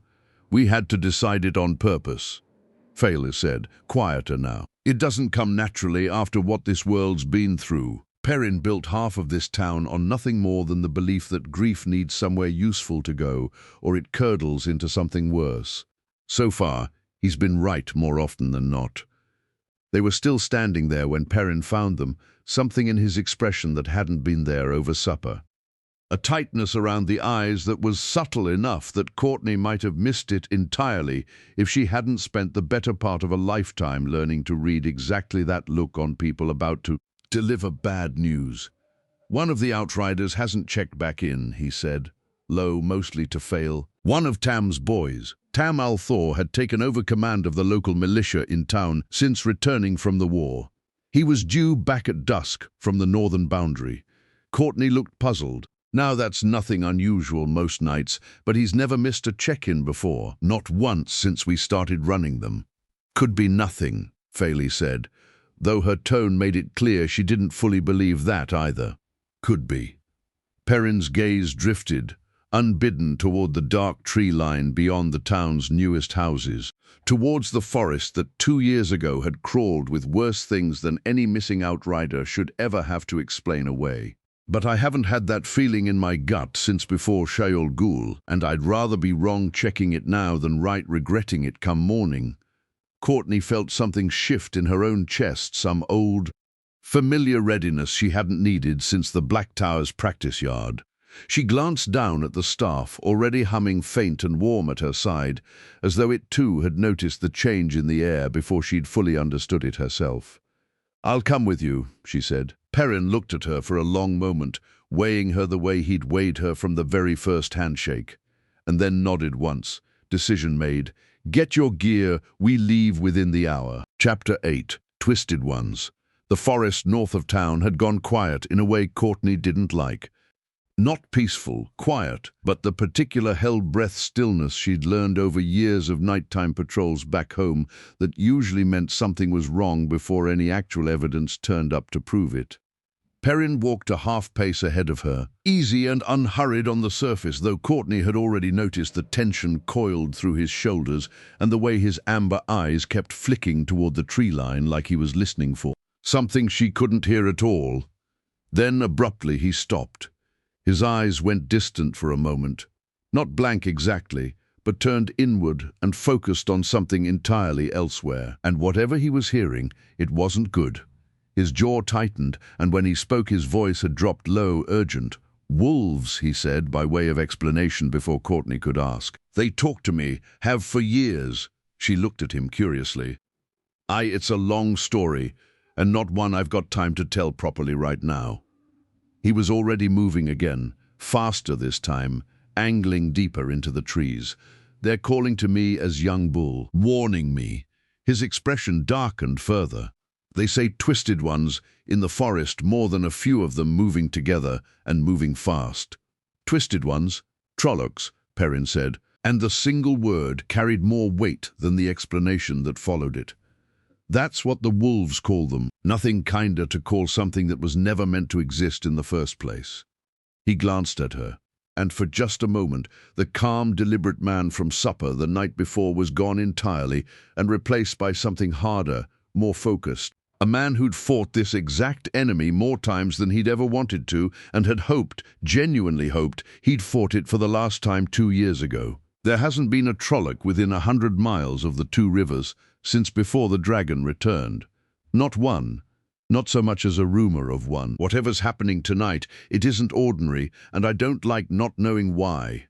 Courtney felt the staff warm in her grip, humming low and ready, matching the sudden clarity settling into her chest. Not fear exactly, though there was some of that too, but the old familiar readiness that came right before a fight she already knew she couldn't walk away from. "Then let's go find out," she said. They didn't have to go far. The first sign was the smell wrong, sour, something between wet dog and rotted meat that made Courtney's stomach turn even before she saw the source of it crash through the underbrush ahead of them. Then the second sign arrived directly behind the first, a Trolloc, huge and misshapen, some grotesque blending of man and beast that no evolutionary tree back home had ever produced. It burst into the clearing with a bestial snarl and a wicked curved blade already swinging. Perrin moved first. His own weapon, a hammer heavy and plain, though he swung it with a precision that told Courtney exactly how many times he'd needed to before meeting the creature's blade in a shower of sparks. But it wasn't alone. 3 more crashed through the trees behind it, and then a 5th, and Courtney had exactly enough time to register. Okay, that's a lot before the staff was already moving in her hands. It readied itself ahead of her own conscious thought, the way it sometimes did when the fight mattered more than the flourish. She met the second Trolloc's charge with a blast of golden light that sent it tumbling backward into a tree hard enough to crack the trunk, and she didn't wait to see it fall before pivoting toward the next one. This, at least, was familiar ground. Different monsters, different world, but the same basic math she'd learned years ago on rooftops back home: assess, redirect, and don't let anger slow your hands. The belt's strength let her catch a blade meant to gut her on her forearm without so much as flinching, and she used the creature's own momentum to throw it clear across the clearing. Perrin fought beside her with the brutal, economical efficiency of a man who'd buried the last of his squeamishness about violence years ago and never looked back, his hammer finding gaps in armor and skull alike with grim, practiced certainty. Between the two of them, the fight was over faster than Courtney expected. 5 incoming Trollocs reduced to 4 fallen, and 1 fleeing back into the dark within the space of a few frantic minutes. The clearing gone eerily quiet again in the aftermath, broken only by the sound of their own ragged breathing. Perrin stood over the nearest fallen creature for a long moment, hammer still loose in one hand, expression unreadable in the moonlight. "This isn't right," he said finally, quiet, and almost to himself. "Trollocs don't wander this far from where the blight used to be, not on their own, not without something driving them, or someone."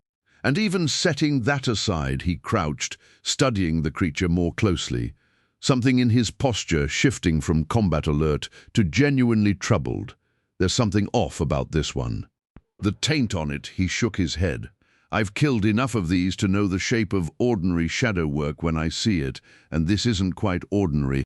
Wrong in a way I can't put a name to." Courtney crouched beside him, studying the fallen Trolloc, with a wariness that had nothing to do with physical danger anymore. Whatever she was looking at, it made the staff hum against her palm in a low, unsettled way she hadn't felt from it before. Not alarm exactly, but recognition. The particular quiet attentiveness of something that had noticed a shape it knew from somewhere very far away. "You feel that?" she asked, mostly to herself, glancing down at the staff's faint golden glow. Perrin looked at her sharply. "Feel what?" "I don't know yet," Courtney admitted, straightening slowly, with unease settling low in her stomach, even as the adrenaline of the fight began to fade. "But I don't think this was just a coincidence. And I don't think it's over." Behind them, deeper in the dark trees, something distant howled. Not a wolf's call, Courtney realized, but something else entirely. And Perrin's expression, grim already, went grimmer still. "No," he agreed quietly. "I don't think it is either." Chapter 9. What the wolves knew, the howl in the distance, had been a warning, and not simply a stray sound, and by the time Perrin, Courtney, and the two Ashaman he kept stationed near the town's northern edge reached the tree line proper, it was clear exactly what it had been warning them about. Half a fist of Trollocs, 50 of the things by Perrin's grim, practiced count called out low and fast towards the militia forming up behind him. They fanned out along the edge, like something the forest itself had been hiding for 2 years, waiting for a reason to remember how to be afraid again. Iman, Dashiva, Perrin barked, and the two black-coated men fell into position on either flank without hesitation. They were already weaving, not the wild, untrained channeling of the war's earliest desperate days, but the disciplined, economical work of men who'd survived Tarman Gaidon and never once forgotten what carelessness cost. Balls of fire arced into the oncoming horde, and the militia behind them, all 2 Rivers longbowmen, reinforced by a scattering of Aiel who'd chosen to make this town their home, loosed arrow after arrow into the gaps the fire left behind. Courtney didn't wait to be told where to stand. She planted herself at the weakest point of the line through instinct alone. That same inherent instinct that had put her between a collapsing building and a crowd of strangers more times than she could count, and let the staff do what it had always done best, not overwhelming force, but precision. A golden blast here to shatter a charging Trolloc's stride, followed by a shield there to catch a blade meant for someone who hadn't seen it coming. The fight was ugly, and it was long, and by the time the last of the 50 had either fallen or fled back into the dark, the eastern sky had already begun its slow grey shift toward dawn. Perrin stood at the center of the wreckage, breathing hard, hammer resting against his shoulder, surveying a line of fallen shadow spawn that shouldn't have existed anywhere near his town at all. 50, he said, quiet, and mostly to himself, organized, moving as one body, and not scattered the way strays usually do. He looked to Iman, one of the 2 Ashaman, whose expression carried the same grim unease. You felt it too. Something was driving them, Iman confirmed. Not a murdrol. I'd have felt that clearly enough, but this wasn't the same taste of the shadow at all. It was something else. Something I don't have a name for. Perrin's jaw tightened. He glanced once toward Courtney, her staff still glowing faint and low in her grip, and something in his expression settled into decision. This isn't a problem the 2 Rivers solves alone, he said. And it isn't a problem that stays the 2 Rivers problem for long either, if whatever's driving this decides to look elsewhere next. He turned toward Fail, who'd arrived at the tail end of the fight with a fresh quiver, and the particular controlled fury of a woman furious mostly at not having been there from the start. Ebu Dar, she said, if this is bigger than a local trouble, Tuon needs to hear it from someone she trusts, and soon, and there's no better test of whether the Seanchan and the rest of this world can actually work together than handing them a warning before it becomes their crisis too. After a long pause, you want to send word by gateway, Filey said, already anticipating the problem before he likely would come to the same conclusion. Can't, Perrin said. Tuon's forbidden open gateways into Seanchan territory without her express leave. Perrin had learned that lesson the hard way more than once, since the war ended. And I don't intend to test her patience by ignoring it now, not when we need her listening, not defensive. He looked to Iman again. But there's still the ambassador's office, he suggested. The Seanchan keep a small communications channel here in town with access to a gateway spot. It's small and narrow, but it's enough to send a message through, if not a person. Iman nodded, already moving toward the modest, quietly guarded building at the edge of the market square that Courtney hadn't given a second look on her way through town the day before. The kind of building she realized now that was unremarkable precisely because it was meant to be. Within the hour, a message had gone through the narrow, tightly warded channel to the Seanchan's own communications office in Ebu Dar. It spelled out details of an organized Trolloc assault, which even the Empress knew was unprecedented since the last battle's end, and a request, carefully and deliberately worded, that the bearer of this news be received with the Empress's leave rather than assumed a threat on arrival. That'll buy you safe passage, Perrin told Courtney. Once the message had gone through and a reply brief and formal, granting exactly the permission requested, had come back faster than she expected. Tuon doesn't waste words, and she doesn't waste time when something's worth her attention. She'll receive you.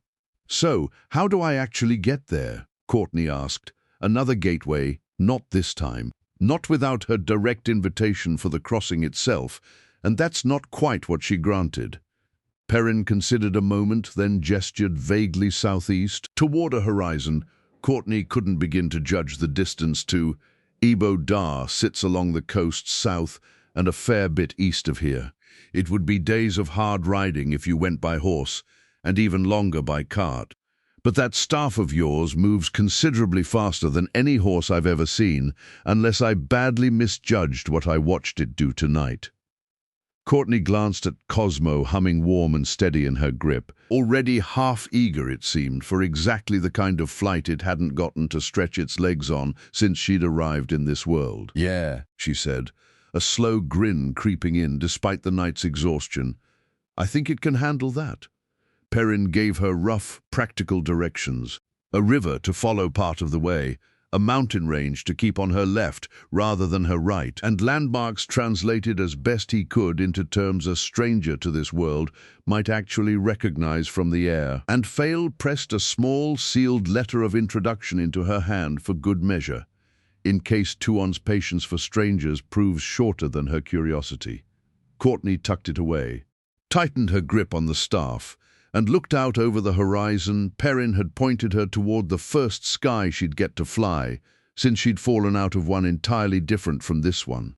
"Tell Elaine and Avienda I'll say goodbye properly next time I'm through," she said. "And thanks for all of it." "Fly safe," Perrin said. "And Courtney," he hesitated, "whatever's driving those Trollocs, I've a feeling you may end up a good deal more useful in finding out than any of us expected when you first fell out of that gateway." She lifted off the ground in a smooth, practiced burst of golden light, the staff's hum rising to something closer to a song, and within seconds the two rivers had shrunk to a patchwork of rooftops and firelight behind her, the world opening up wide and unfamiliar, and for the first time since she'd arrived, genuinely thrilling to see from above. Chapter 10. Court and Candor. The two Torakan caught up with her a few miles out from the coastline. Wide, leathery wings cutting easy, practiced arcs on either side of her as their riders signaled firmly, but without hostility, for her to follow their lead down. Courtney obliged. Showing up over a foreign capital and ignoring an escort seemed like exactly the kind of first impression that would undo whatever goodwill Perrin's letter had brought her, and besides, there was something almost funny about being flanked by actual flying reptiles while she cruised along on a glowing staff. It's like she'd wandered into the world's strangest air show. The landing zone was neat, efficient, and heavily watched, and the Death Watch guard who met her there moved with a discipline that made even the Black Tower's Asherman look almost casual by comparison. She was searched politely but thoroughly, relieved of nothing. The staff, it turned out, simply refused to be taken from her hands by anyone she hadn't willingly let go of it for. A fact the guards seemed to find more alarming than reassuring, and escorted through gate after gate of the Tarasin Palace with a silence that told her more about Sianchan formality than any conversation could have. The throne room, when she finally reached it, was every bit as imposing as she'd braced herself for. Fortuna sat upon a throne that seemed built specifically to make everyone standing before it feel smaller than they actually were. Poised and unreadable in the particular way of someone who had spent a lifetime being watched and had long since stopped letting it show on her face.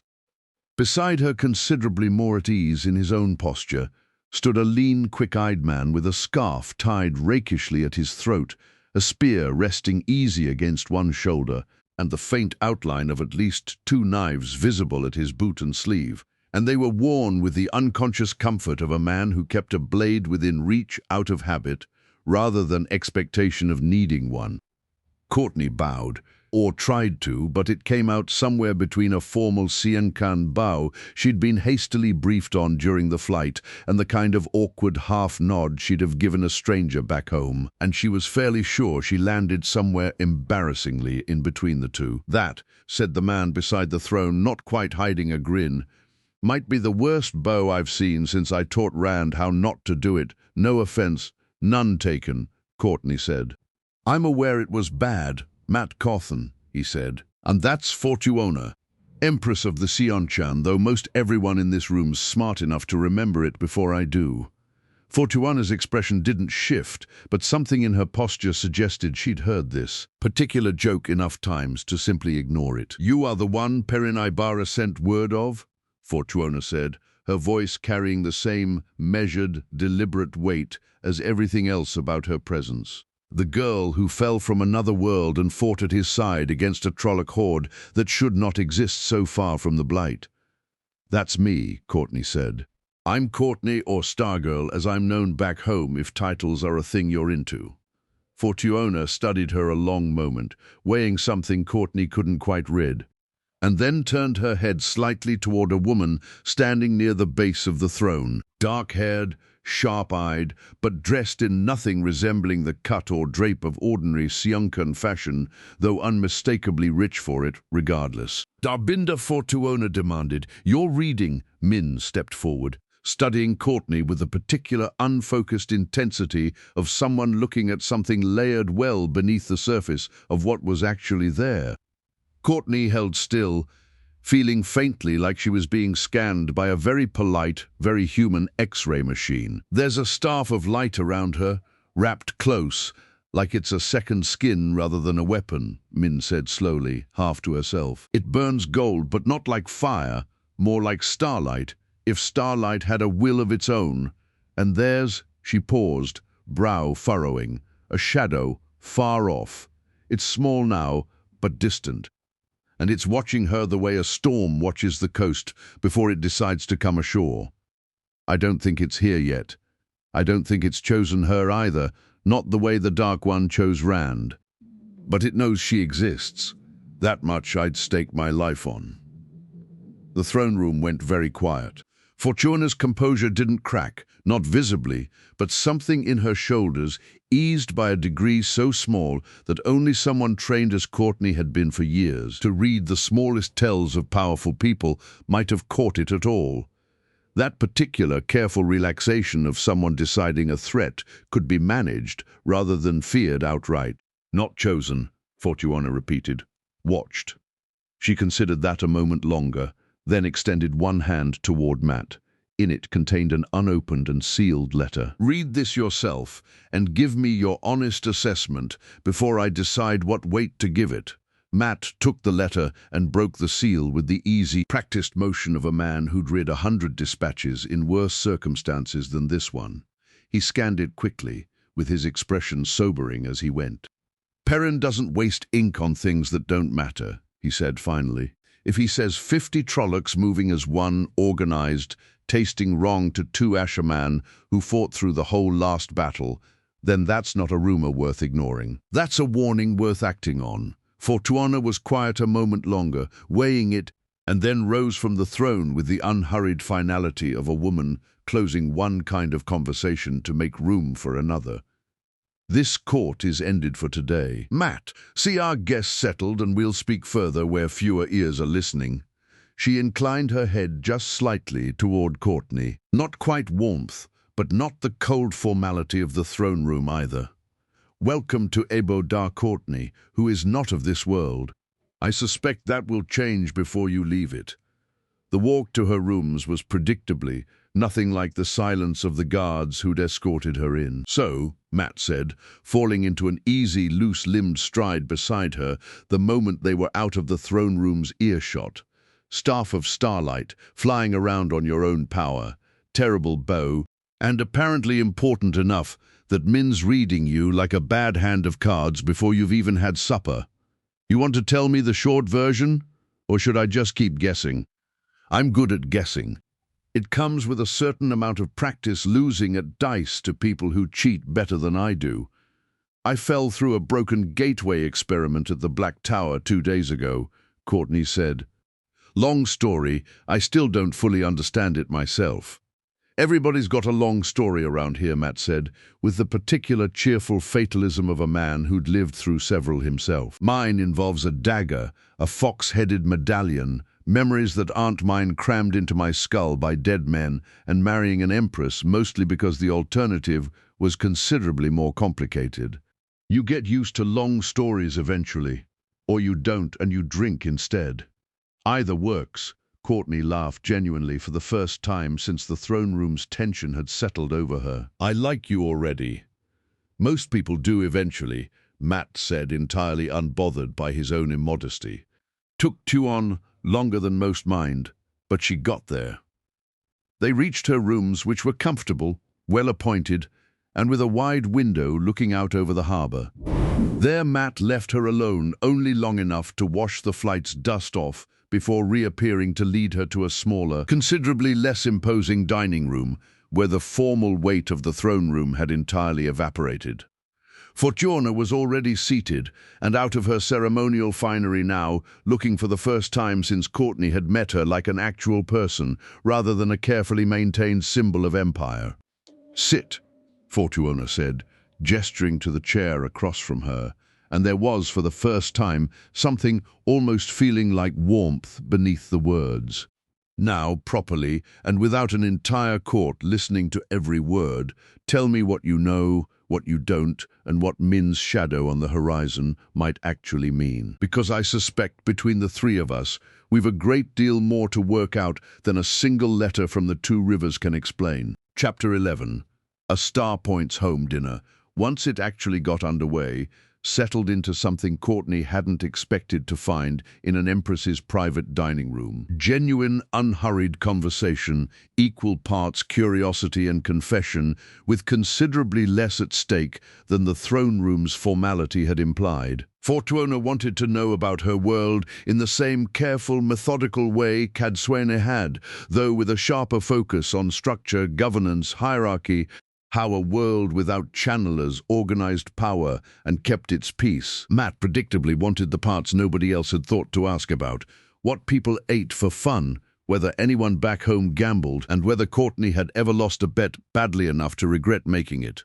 Depends what you mean by regret, Courtney said, around a bite of something rich and unfamiliar that Matt had assured her with the confidence of a man who'd clearly been wrong before, was perfectly safe to eat. I once bet a friend I could win a fight without using the staff at all. I lost that one spectacularly and wore bruises like a badge for a week.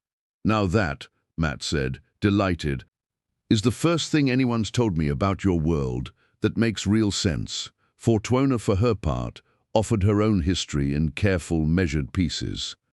The weight of an empire built on conquest and continuity in equal measure, the losses her family had suffered even before the last battle, the slow, grinding work of stabilizing lands that had been hers before the war ever called her north to fight it. It was, Courtney thought, listening closely, less a recitation of facts than a woman quietly deciding piece by piece, and where this particular stranger had earned a little more honesty than the throne room usually allowed. You keep speaking of your world as though it has no true nations at all, Fortuna said at one point, turning a cup slowly between her fingers. Only cities and laws that shift from one to the next. That seems precarious, kind of, Courtney admitted. But it also means nobody's really in charge of everything. A trade-off, I guess. She considered a moment, then set down her fork. Actually, this might make more sense if I just show you. She lifted the staff and light gathered at its tip.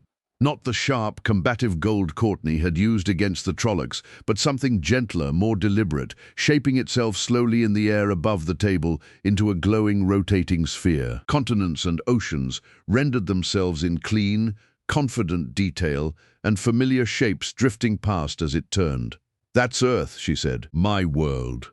She reached out and let the sphere slow, tracing a fingertip just above its surface without quite touching the light. Two big land masses here we call North and South America. She pointed to the northern mass and said, T-Hat's my home up here, a town called Blue Valley, which is right about here. She tapped a small point on the northern continent, and over here we have the continents of Europe, Africa, and below it, Asia stretching out to the east. Australia is down here by itself. 7 continents total, if you count the ice at the bottom nobody much lives on. She let the whole thing rotate slowly once more, unhurried, clearly enjoying herself now that she'd found something she could show rather than only explain. It's not perfect, and I'm doing this from memory, but the shapes are close. Then, with a small flourish, she let it dissolve and reform into something else entirely. A flatter, wider construct this time, unfamiliar coastlines and land masses spreading out across the table's length. And that's, well, my best guess based on what I've picked up the last few days. Your world, all of it near as I can piece together. Both Fortuona and Matt leaned forward despite themselves, studying the slowly rotating map with the particular fascination of people who had spent their entire lives moving across a world they'd never once seen laid out whole from above. That's remarkably accurate for someone who's been here 4 days, Matt said, tracing a finger just above the glowing outline of a coastline without quite touching it. Where'd you learn this much geography that fast? Honestly, half instinct, half the staff filling in gaps I didn't consciously know, Courtney admitted. It does that sometimes. It helps more than it probably should. It was, in fact, doing exactly that a moment later. Before anyone could comment further, the staff lifted gently from her grip, unbidden, exactly as it had in Elaine's nursery, and drifted with slow, deliberate purpose toward the open window overlooking the dark harbor beyond. Conversation died instantly. All 3 of them watched it go. Golden light casting long, soft shadows across the room as it came to rest, hovering steady just before the window's edge. Tip angled outward across the water like a compass needle finally settling on true north. "Okay," Courtney said, after a beat of silence, half to break the tension and half because she genuinely meant it. "I have no idea what Cosmo's looking at right now, but it clearly thinks it's important." Matt's easy grin flickered just slightly before he caught it and forced it back into place. The small, involuntary crack of a man whose humor was, more often than most people realized, a shield rather than an absence of concern. "That's east-southeast," he said, voice a touch too casual now. Across the water.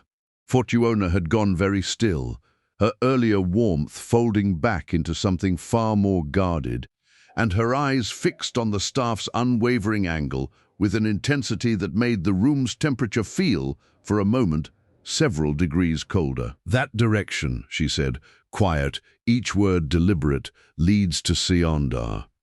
The name meant nothing to Courtney, at least not yet, but the way both of them said it. Fortuona with a controlled, careful stillness, and Matt with his humor gone thin and brittle around the edges, told her everything she needed to know about how much weight it carried. "Our homeland," Fortuona said before Courtney could ask, "the heart of the empire that was taken from us in the chaos before the last battle, and which we have not yet reclaimed." Her gaze didn't leave the staff still hovering steady at the window, patient and unhurried as it had been over the twins' cradle days before. "We have long intended to retake it," she mused. "I had not thought to wonder, until this moment, whether something else might already be waiting there for us when we finally do." The staff drifted back to Courtney's waiting hand a moment later, light dimming to its usual quiet glow, as though whatever it had been listening for had, for now, gone quiet again too. But the silence it left behind in that dining room was a very different kind than the comfortable one it had interrupted, and none of the 3 of them made any real effort to fill it right away. Chapter 12. What the world remembered. The White Tower's brown ager did not work quickly as a rule, and Cadsuane had never once expected them to. Truth, in their estimation, was worth the time it took to find properly, and a promise made to a girl from another world was not going to change a discipline centuries in the making. Still 4 days into the search, Seren Asnobar had assembled enough fragments to bring before the Armelin herself. Not answers. Not yet, but the shape of a question worth asking further. "There are 3 accounts across the older histories," Seren reported, spreading brittle, carefully preserved pages across Cadsuane's desk, "of workings that reached somewhere the Weaver never intended. Not simple failures, but failures that pulled something back through the tier rather than simply collapsing it. 2 are so fragmentary as to be nearly useless. a burned journal from the Age of Legends referencing a door that answered wrongly, and a single half-translated line from a sea folk chronicle that may not even be describing the same phenomenon at all. She tapped the third page, more intact than the others. The third is more troubling. An Aes Sedai during the Trolloc Wars recorded, in her own hand, a working gone wrong in almost identical fashion to what happened at the Black Tower. It was a gateway reaching for something it should not have been able to reach, and something coming through in answer. She wrote only 2 more lines about it before the record ends entirely. The sister who wrote it died within the month, and no cause was ever recorded. Cadsuane's expression didn't shift, though something in her eyes sharpened. What were the 2 lines? Seren read them plainly and without embellishment. The old script blunt, even in translation. It did not come alone. Something watched it arrive, and I do not think it has stopped watching since. The room was quiet for a long moment. "Keep searching," Cadsuane said finally. "Quietly, as I don't want this repeated as rumor before we understand it ourselves. The last thing this fragile piece needs is another prophecy, half understood and badly spread." She studied the fragment a moment longer, some old familiar wariness settling back into her posture with the particular stillness of a woman who had spent a very long life learning that the most dangerous problems were rarely the loud ones. "Send word discreetly to Elaine, and also to Rand if he'll receive it. Whatever this is, I'd rather 3 minds turning it over quietly than 1 tower shouting about it before we've earned the right to be certain." Perrin and Fael reached Caemlyn within hours of the battle at the River's Edge, Dashiva weaving them a gateway directly to the Sun Palace, rather than trusting weeks of hard riding to carry news that couldn't afford to wait. Even so, both of them looked worn in a way the short crossing alone couldn't account for. That particular grimness of people who'd spent the whole of a sleepless night fighting, and the whole of the morning after deciding what needed to be done about it. Elaine received them without ceremony in the same garden where she'd first met Courtney.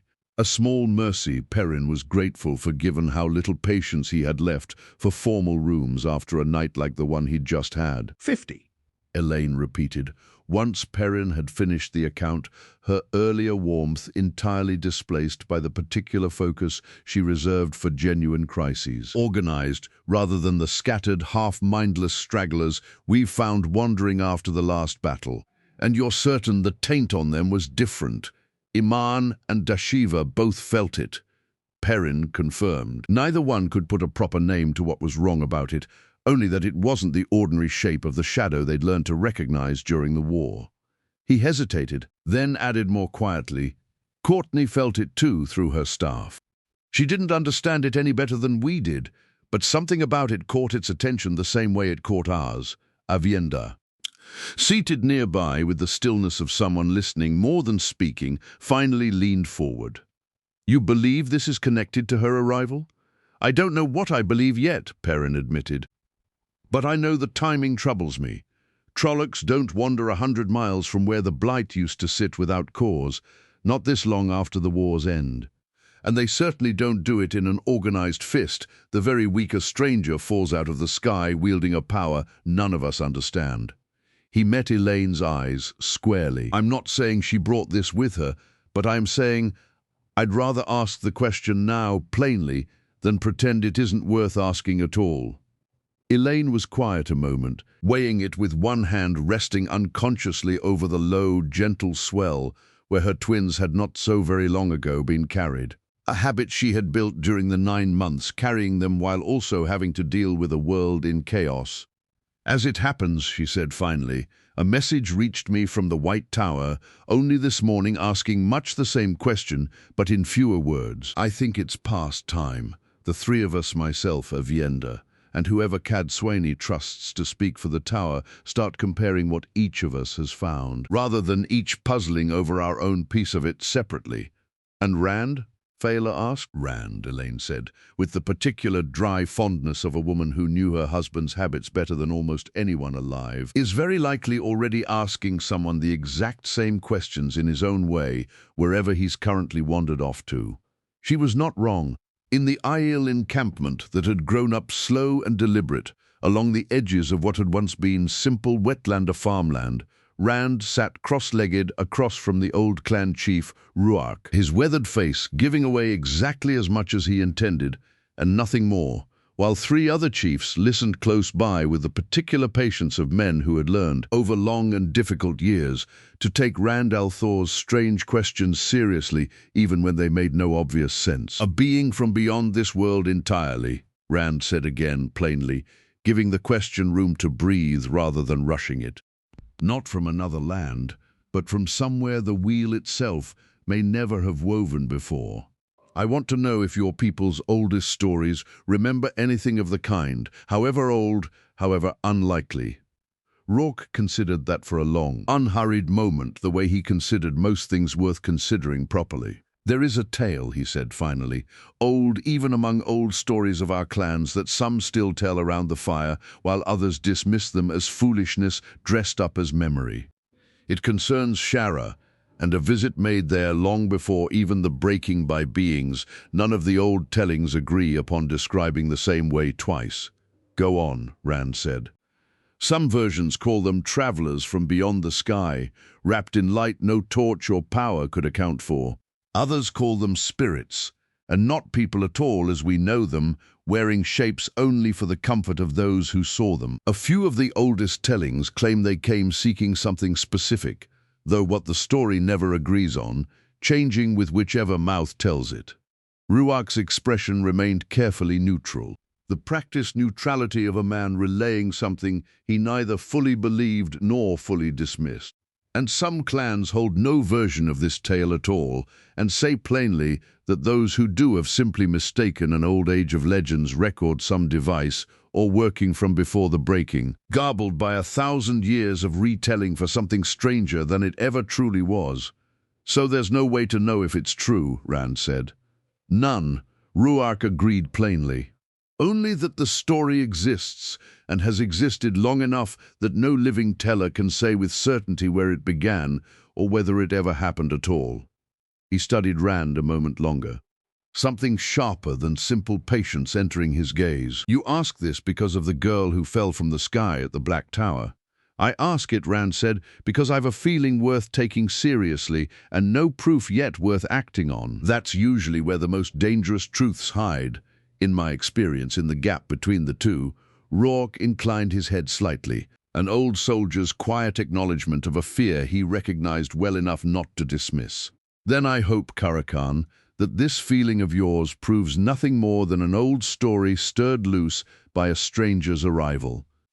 But if it does not—" He let the sentence hang a moment, unfinished, and in the way the oldest and most careful warnings often did, "you will not want to be the last to know it."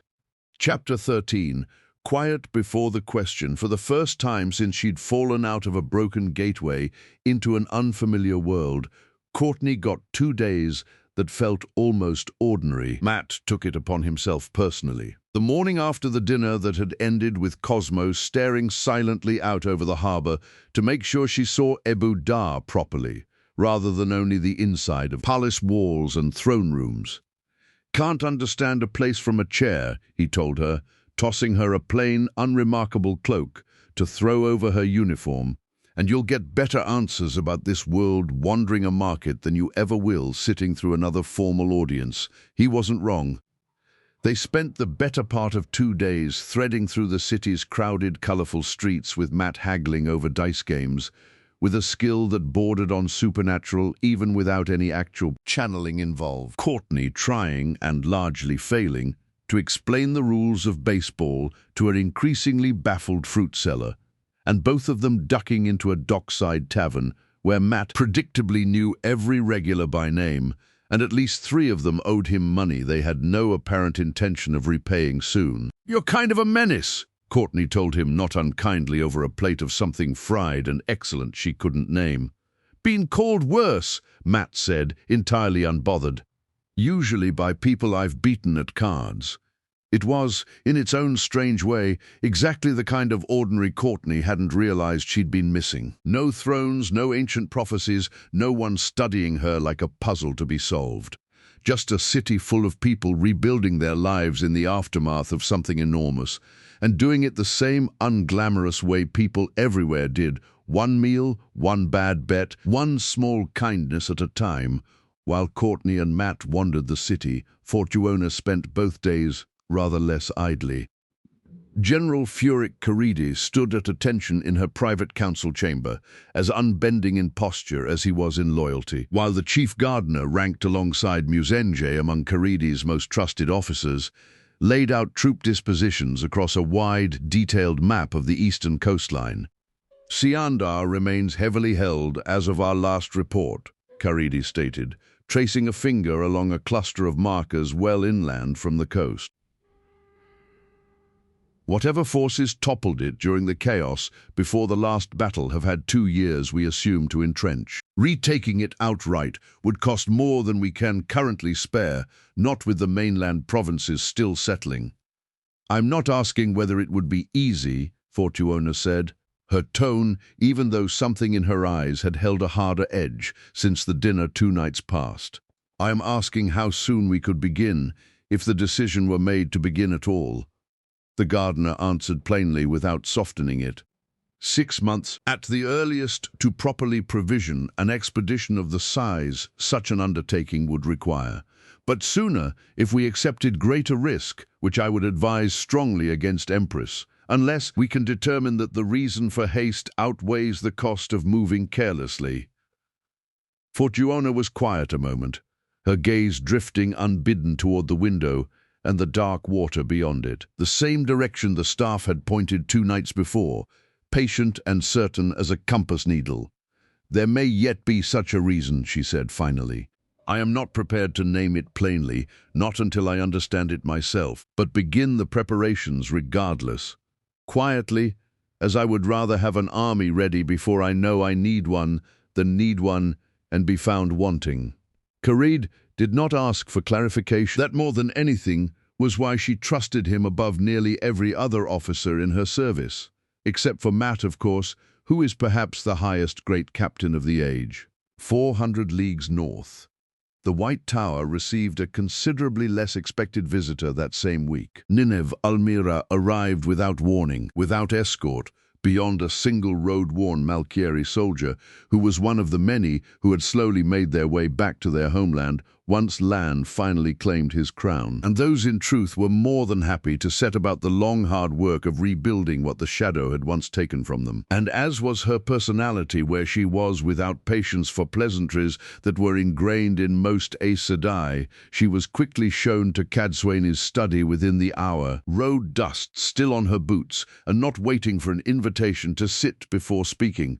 Something stirring near the blight, she said flatly before Cadsuane had so much as offered her tea, along Malkia's old borders, and even a bit further east. Lance felt it plainly enough himself the last fortnight. Restless and on edge in a way I haven't seen out of him since before Sheol Ghul, and you know he's not a man who imagines danger where there isn't any. Stirring, Cadsuane repeated, carefully neutral. Specify, I wish I could. Nynaeve's frustration was plain.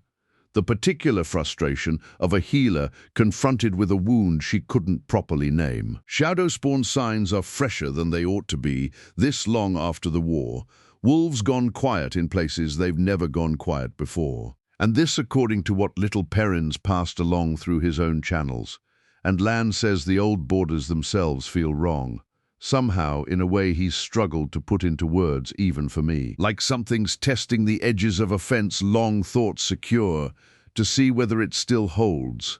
Cadsuane's expression remained composed, though something behind her eyes had gone very still. The particular stillness of a woman quietly setting one more piece down beside several others she'd been collecting all week. You've come a long way on instinct alone. I've come a long way, Nynaeve said, because instincts kept me alive more times than careful patience ever has, and because I'd rather waste your time with a false alarm than let a true one go unspoken because I was too proud to ride here and say it plainly. She met Cadsuane's gaze unflinching. Something's changing out there, Mother. I don't know what yet, but I don't think it's nothing, and I don't think it's finished starting. Chapter 14, North to Malkia. The message that reached the Tarasin Palace came sealed with the White Tower's own mark, carried through the narrow, permitted channel rather than any open gateway. Fortuona read it twice before setting it down. It was plain enough in its substance, an account of the organized Trolloc assault at the two rivers, a summary that was careful, deliberately vague on specifics, and spoke of the strange unrest Nineve Almira had reported near Malkia's old borders, and also a request, courteously worded but unmistakably urgent beneath the courtesy that Courtney be permitted to travel to the White Tower, and from there north with Nynaeve to see whether whatever the staff had sensed near Sandar might also make itself known somewhere colder, stranger, and considerably closer to the Blight. They want to know if your light recognizes the same wrongness twice, Fortuona said, handing the letter to Courtney once she and Matt had returned from their 2 days of wandering the city. I'm inclined to let you go. Whatever's stirring, I'd rather understand its shape before it reaches shores I actually need to defend. And me? Matt asked, already suspecting the answer from the particular look Fortuona was giving him. You're going with her. Fortuona's tone allowed no real room for negotiation, though there was clear affection buried underneath the command of it. We're weeks from any voyage to Siandar, regardless, and I'd rather have your instincts watching over her in unfamiliar country than sitting idle here waiting on preparations you've already seen through twice. Matt's grin was immediate, if not entirely surprised. Didn't figure I'd talked my way out of another long walk into trouble, though I suppose I should be flattered you trust my instincts that much. I trust your instincts, Fortuona said, dry as old parchment, considerably more than I trust your restraint. Go, both of you, and come back with answers, or at least with better questions than the ones we're currently asking. The White Tower received them within the day. Cadsuane was brisk and businesslike, while Sorilea watched with her usual unreadable patience. Meanwhile, Nineve, already road-worn from her own hurried arrival days before, looked Courtney over with the frank, assessing eye of a woman who'd spent a career sizing up strangers before trusting them with anything that mattered. You'll feel the cold before you feel anything worth reporting, Nynaeve warned her without preamble as the three of them, Nynaeve, Courtney and Matt, gathered in a quiet inner courtyard where a gateway could be woven without half the tower gathering to watch. Malkia's borders aren't kind to anyone this time of year, power or no power, and whatever's stirring up there hasn't shown itself plainly to anyone yet. Not to Lan, not to me, not to a single scout we've sent to look closer. If your staff can sense something the rest of us can't, I'd be grateful for it. If it can't, we've lost nothing but a cold few days. I've handled cold before, Courtney said, tightening her grip on Cosmo, already humming faint and low, as though it too had picked up on the shift in the conversation's weight. Let's go find out what's actually out there. Nynaeve wove the gateway herself, quick and sure, and the three of them stepped through into a landscape that felt immediately different from anywhere Courtney had been in this world yet. Harsher, wind-scoured, the sky itself a colder shade of grey, as though the very land remembered what it had once cost to hold this border against the Blight for so many centuries. The Malkieri soldier, who'd escorted Nynaeve from the White Tower, was already moving before she'd finished giving the order, striding ahead toward the distant, half-rebuilt silhouette of a fortress crouched against the horizon like something that had survived far worse than weather. Go on ahead, Nynaeve told him. Let Lan know I've come home and brought company. The walk that followed gave Courtney her first real look at Malkia proper. It was a scarred landscape, still visibly rebuilding itself with scaffolding that climbed the sides of towers that had clearly once stood taller and prouder before the Blight had its way with them.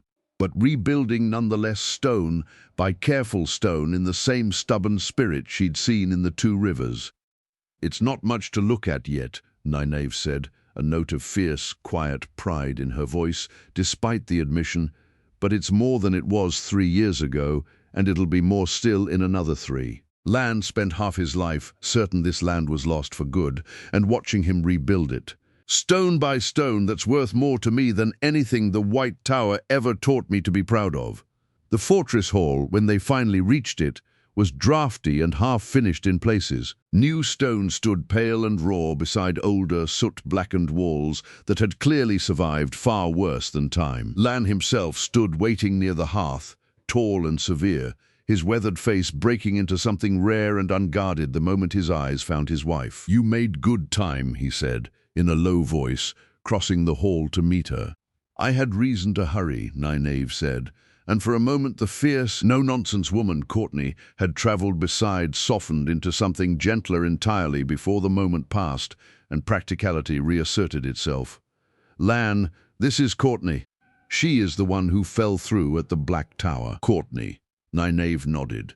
"My husband, Lan Mandrogoran, king of the Malkia, heard a fair bit about you already," Lan said, studying her with the same unhurried, assessing calm Courtney had come to recognize from nearly everyone worth taking seriously in this world. "Welcome to Malkia, such as it currently is.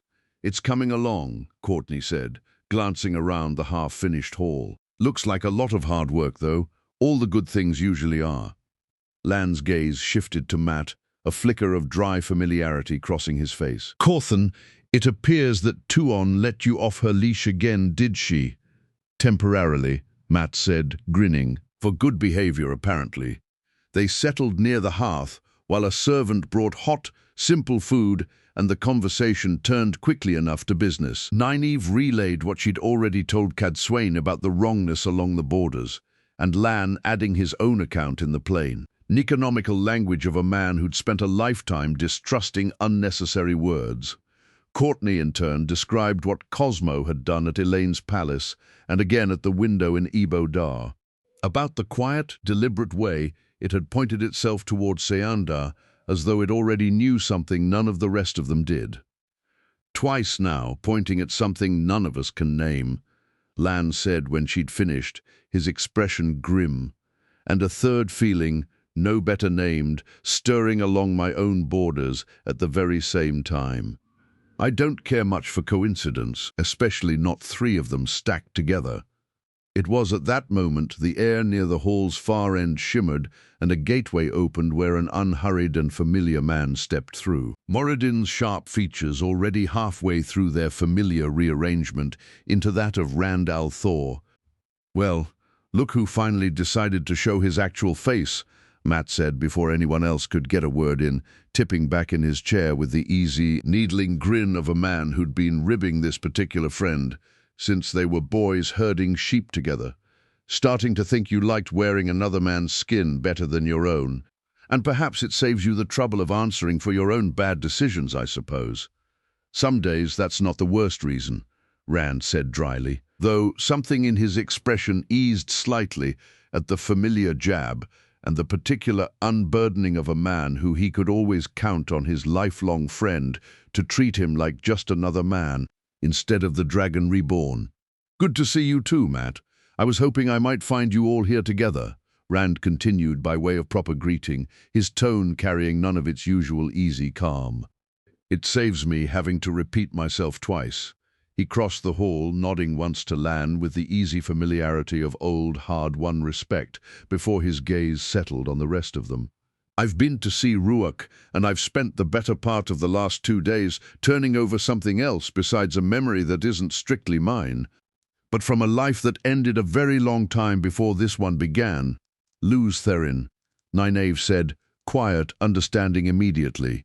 "Luz Therin," Rand confirmed. "Ruach's tale of Shara troubled me enough that I went looking for anything Luz Therin's memories might still hold of something similar. Perhaps some echo from the Age of Legends worth comparing to what's happening now." He shook his head slightly, something like frustration crossing his face. "There's almost nothing there. Fragments so worn they've lost their edges, faces without names, a feeling of urgency with no cause attached to it. The vague shape of something the Age of Legends itself apparently thought too dangerous or too strange to record plainly even in its own time. Whatever happened then, it's been lost to myth so thoroughly that even a dead man's memory can't hand it back to me whole." He paused, and when he spoke again, his voice had dropped lower, more careful. "But I don't need old memories to tell me something's wrong now. I've felt it building for days now."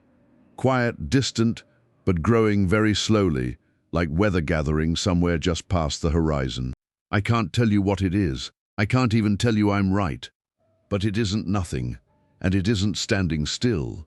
The wind rattled faintly against the hall's half-finished windows, and for a long moment none of the five of them spoke at all. Chapter 15. Ashes of the Blight.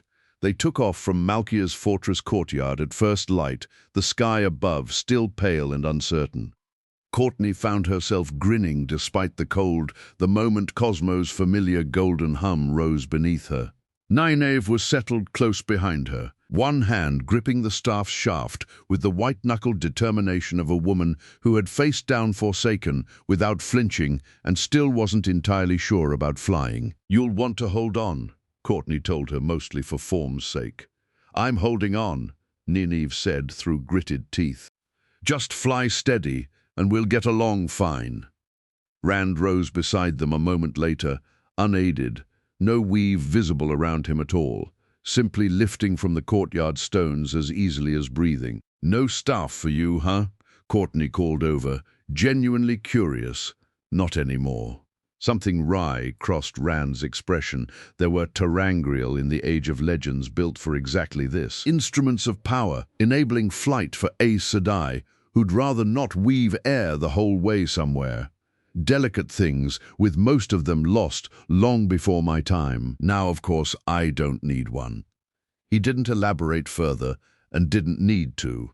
The plain, unhurried ease of his flight said everything his silence left out. They flew north and east together, the fortress shrinking behind them, with the land beneath slowly changing character the further they went. First, hardy, wind-scoured farmland raced below them, then barren stretches where nothing had grown back yet at all.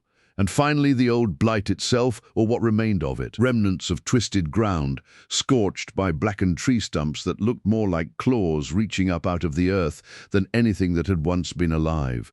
And all of it slowly, stubbornly, beginning to show the first hesitant green of new growth, pushing through 2 years on from whatever final blessing or curse had finally let the land breathe again. It was Nynaeve who spotted it first, sharp-eyed, even in flight, pointing toward a cluster of Malkieri scouts gathered around a shallow, freshly exposed patch of ground where the retreating corruption had peeled back like old skin.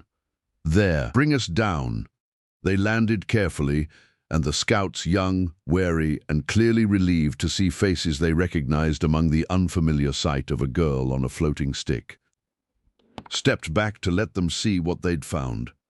Small black faceted shards lay scattered across the exposed earth, no larger than knuckle bones, catching the pale morning light strangely, not reflecting it so much as simply refusing it, drinking in whatever brightness touched their surfaces and giving nothing back. One of the scouts had gathered a handful into a scrap of cloth and held it out now with the particular reluctance of a man who very much wanted someone more qualified to take the burden off his hands. The moment Courtney's gaze fell on them, Cosmo went utterly still in her grip. Not the eager, curious hover like in Elaine's nursery, and not the deliberate compass steady point towards Seanda, but something heavier, more reluctant, with its golden light dimming almost to nothing, as though the staff itself would rather look away.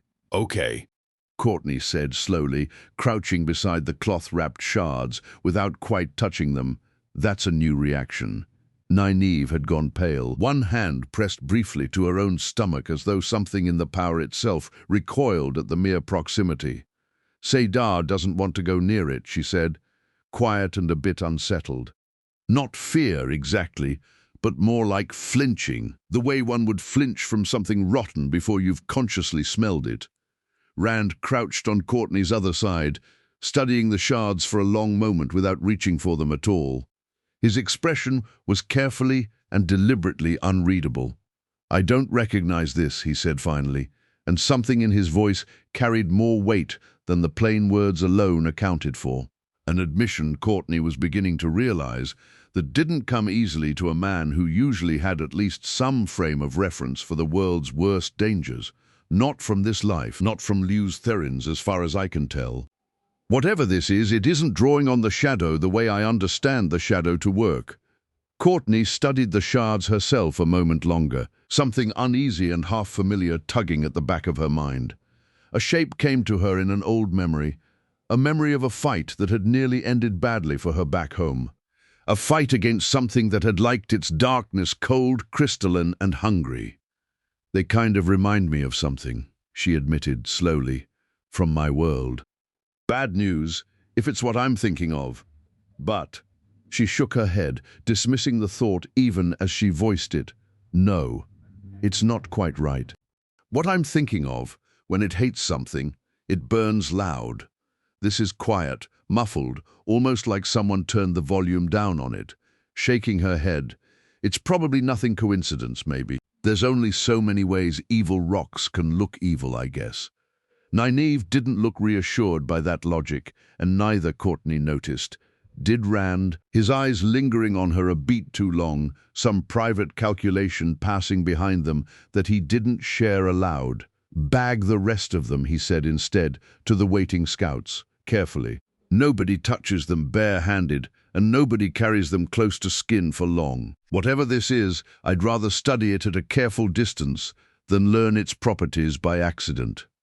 He rose, brushing scorched dust from his knees, gaze drifting out over the slowly greening ruin of the old blight, with an expression Courtney hadn't seen on him before. Not fear, not quite, but the particular focused wariness of a man recalculating just how large a problem he might actually be facing. "Whatever sealed the Dark One away bought this world a peace it's earned twice over," he said quietly, mostly to himself. "I'd hate to learn it also left a door open we haven't found the shape of yet." Chapter 16. Currents. The messenger reached Malkia's fortress 2 days after the shards had been gathered, when a young Aes Sedai, half frozen from a hurried gateway crossing, and the walk from where she'd been permitted to open it, carried word from Cadsuane that brooked no delay. "Return to the White Tower, and bring whatever had been found." Nynaeve wrapped the shards herself in doubled cloth and a small lead-lined box a Malkieri smith had hastily fashioned once Rand explained, in the plainest terms he could manage, exactly how carefully he wanted them handled. Matt oversaw the loading with the particular grim efficiency of a man who'd stopped enjoying surprises somewhere around the third one this week. And within the hour, the three of them stood again in the fortress courtyard, while Nynaeve wove the gateway to Tar Valon.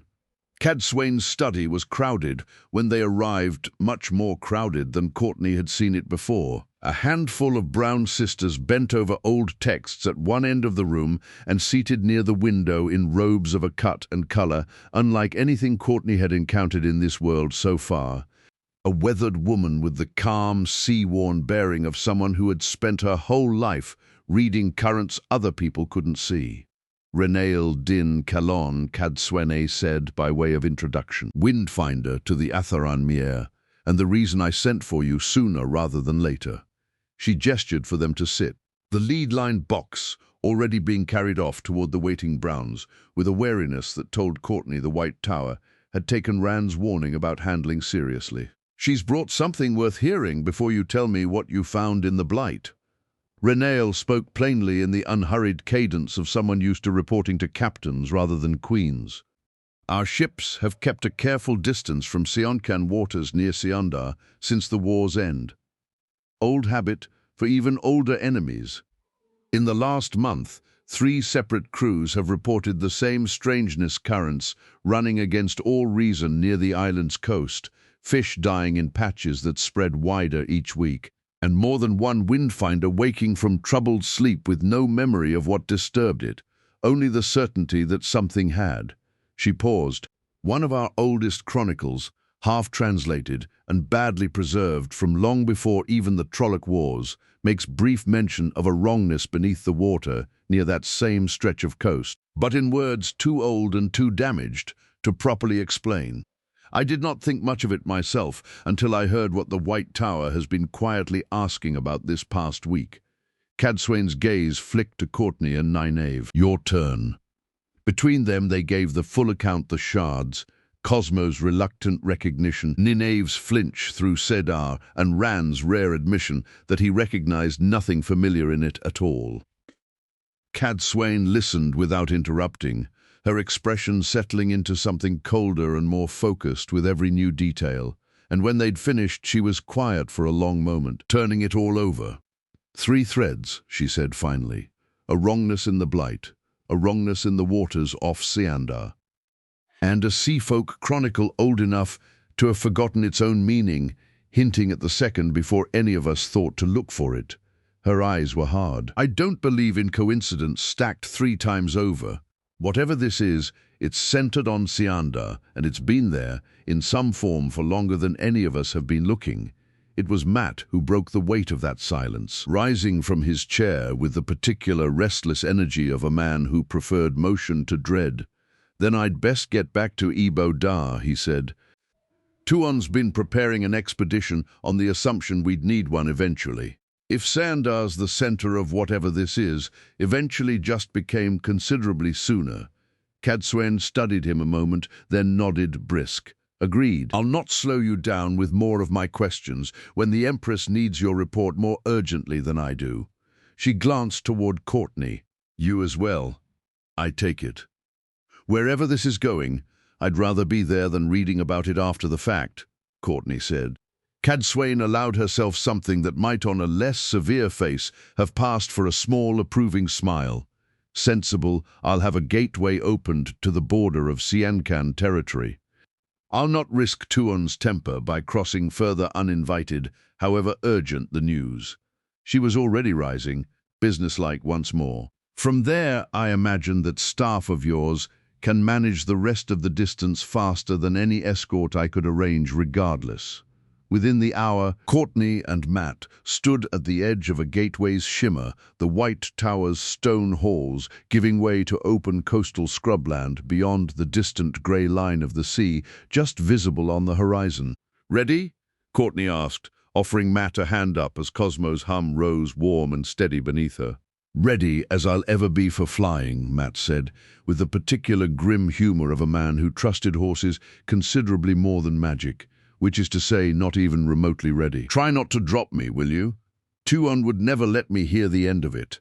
"No promises," Courtney said, grinning, and they lifted off together toward the Tarasin Palace. The sea wind sharp and cold, and carrying somewhere far beneath its salt and spray, the first faint edges of something neither of them yet had a name for. Chapter 17. The dice are thrown, for Tuona received them in her private chambers rather than the throne room, a small mercy Courtney had come to recognize as deliberate, and the difference between the Empress performing her role and a woman who wanted honest words rather than careful ones. She listened to the full account without interrupting. The shards pulled from the dying blight, Cosmo's reluctant recognition, Nineveh's flinch through the power, Rand's rare admission of ignorance, and finally Renail Din Calon's report of wrongness, stirring in the very waters off Ciandar's coast, tied loosely to a half-translated chronicle older than the Trolloc Wars. When Matt finished, Fortuona sat very still for a long moment, her gaze fixed on some middle distance, only she seemed to be studying. "4 signs," she said finally, "all pointing toward the one piece of ground I have wanted back since the day it was taken from my family." Her eyes came up, sharp and direct, then settling on Matt, with the particular weight of a woman who had learned the hard way exactly how much a single decision could cost. "You've had weeks to prepare while we waited for a reason worth the risk of moving early. Is that reason worth it now, or are we still gambling on instinct alone?" Matt considered that for a long moment, genuinely considered it, Courtney noticed. None of his usual easy deflection creeping into his expression while he weighed it. Then, slowly, a familiar grin spread across his face, the particular reckless warmth of a man who had made peace a very long time ago with exactly how much of his life came down to luck he didn't fully understand, and refused to stop trusting anyway. "Doviandi se tovia sagain," he said low, almost to himself, the old tongue coming as easily as if had spoken them before more battles than he cared to count. "Time to toss the dice." He produced a worn leather cup from somewhere inside his coat. Battered, familiar, clearly carried for exactly this purpose, more often than most men would admit to needing luck that badly. He shook it once, hard before letting 5 dice spill across the low table between them. 5 ones stared back up at him. The dark one's eyes, Matt murmured, half a laugh caught somewhere in his throat that didn't quite make it out. The dark one's own luck, he said, with not quite a grin and not quite a frown. Matt stared down at the result for a long moment, something unreadable passing behind his eyes. Not fear exactly, Courtney thought, but the particular focus of a man who trusted the dice more than he trusted his own judgment and had just been handed an answer he hadn't necessarily expected. Then he looked up at Fortuona, and the grin came back, sharper now that his decision fully made. "Let's do it." Fortuona studied him for a long moment in turn, her eyes searching his in the particular way of a woman reading a man she'd learned, over years, to read better than almost anyone else alive. Looking, Courtney suspected, not for the answer the dice had given him, but for whatever truth lived underneath his easy confidence. That part of him that never quite let the danger show on his face, even when it should have. Whatever she found there seemed to satisfy her. "Then muster your generals," Fortuona said, rising, her voice settling into the flat, certain cadence of an empress who had already somewhere behind her composed expression. "Finished, deciding this the moment the third sign arrived. Have the fleet made ready within the week. We sail for Seandar." Chapter 18, Sailing Orders. The balcony overlooking Ibo Dar's harbor was crowded that morning with Deathwatch guards arrayed in careful, watchful ranks along its edges. Min was standing quiet and attentive near the balustrade, and below, spread across the water in a display that made even Courtney's breath catch, the bulk of the Siankan fleet sat ready, sails still furled, waiting on a single signal from the woman standing at the balcony's center. Fortuona wore her full ceremonial weight that morning, robes, jewels, the particular unbending posture that turned her from a woman into a symbol the moment she stepped into public view, and yet Courtney noticed something in her eyes remained entirely, unmistakably her own, as she watched Matt check the fit of his own gear one final time. "Renales agreed to sail with the Vanguard," Matt said, glancing up. "Between her and 2 more windfinders, your captains have found for the rest of the fleet we're told to expect 2 months at sea, maybe 3 rather than the misery it'd otherwise be. I'd rather not spend half a year on a boat before I even get to the part where people start trying to kill me. See that? You don't waste the time she's bought you complaining about the crossing." Instead, Fortuona said, though there was no real bite in it, Matt's grin tuned mischievous. "So, are you in the mood to give me a goodbye kiss?" Fortuona considered that for exactly as long as it took her to glance once briefly at the assembled Deathwatch guard standing at careful, deliberate attention along the balcony's edge, and found plainly that she did not care in the slightest what any of them thought of what came next. "Yes," she said simply, and closed the distance between them herself. The kiss that followed was neither brief nor restrained, and not one soldier on that balcony so much as shifted their weight in visible discomfort. The particular disciplined stillness of guards, long since accustomed to their empress, caring not at all for propriety, but instead for whim and will, as a few still remembered an occurrence before the last battle when Fortuona made love to Matt in an open courtyard, as if no one was around. Courtney, for her part, looked studiously out toward the harbor, fighting down a grin of her own. When they finally broke apart, Fortuona's composure had reasserted itself almost entirely, though something warm remained banked behind her eyes as she looked up at him. "Serve the Empire," she said, quiet but clear. "And bring me the crystal throne, blood and ashes," Matt said, mock-wounded, though his own eyes hadn't lost their warmth either. "Here I was hoping that little omen of yours might include something about my own health surviving the trip too." "Of course it does," Fortuona said, cool and immediate, the faintest curve of a smile tugging at her mouth. "I would expect no less than both." Matt's grin returned in full, easy and bright, despite everything waiting for him past the horizon. He gave her one last lingering look, then turned toward Courtney with the particular restless energy of a man who preferred motion to lingering farewells. Stuffing his now infamous hat on his head and shouldering his échendarre, "Well," he said, Let's go see about getting that throne, shall we? They made their way down to the docks together. The enormity of the fleet rising up before them, hundreds of ships with sails raised, and thousands of soldiers already aboard. The entire weight of an empire's ambition gathered into a single waiting armada. At the head of the gangplank, Matt paused, raising his Ashandare's long black hafted curved blade towards the morning light. The two ravens etched into the dark metal, seeming almost to shift with the movement of his arm. Immediately the horns along the docks answered, before he'd even given the order aloud. The old weapon's presence apparently signal enough on its own for men who'd followed him into worse than this before. Courtney felt Cosmo stir at her side, its usual quiet hum, sharpening into something more attentive, almost curious, as its light brushed faintly against the Ashandare's dark, power-wrought length. It was a small thing, barely noticeable if she hadn't spent years learning to read the staff's every mood, a flicker of genuine interest. The particular attention Cosmo seemed to reserve for anything that carried its own old-worked power, rather than simple steel. Careful, Courtney murmured, mostly to the staff, "That's not yours to make friends with."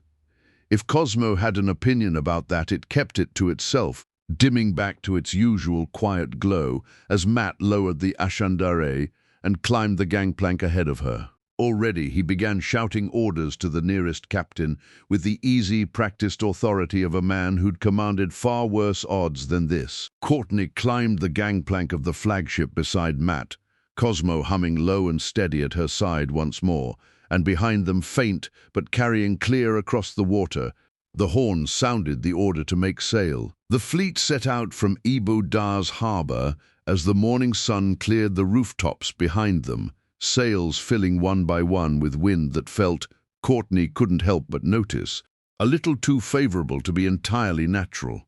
And somewhere far ahead, past weeks of open water yet to cross, Seandar waited dark and silent for whatever was coming to find it. Chapter 19. A silent shore. The voyage settled quickly into a rhythm neither Courtney nor Matt had much use for, but both endured well enough. Long days of open water with the fleet's windfinders working their favourable winds with quiet, steady discipline, shrinking the crossing from the months it should have taken into a mere 10 weeks of restless waiting.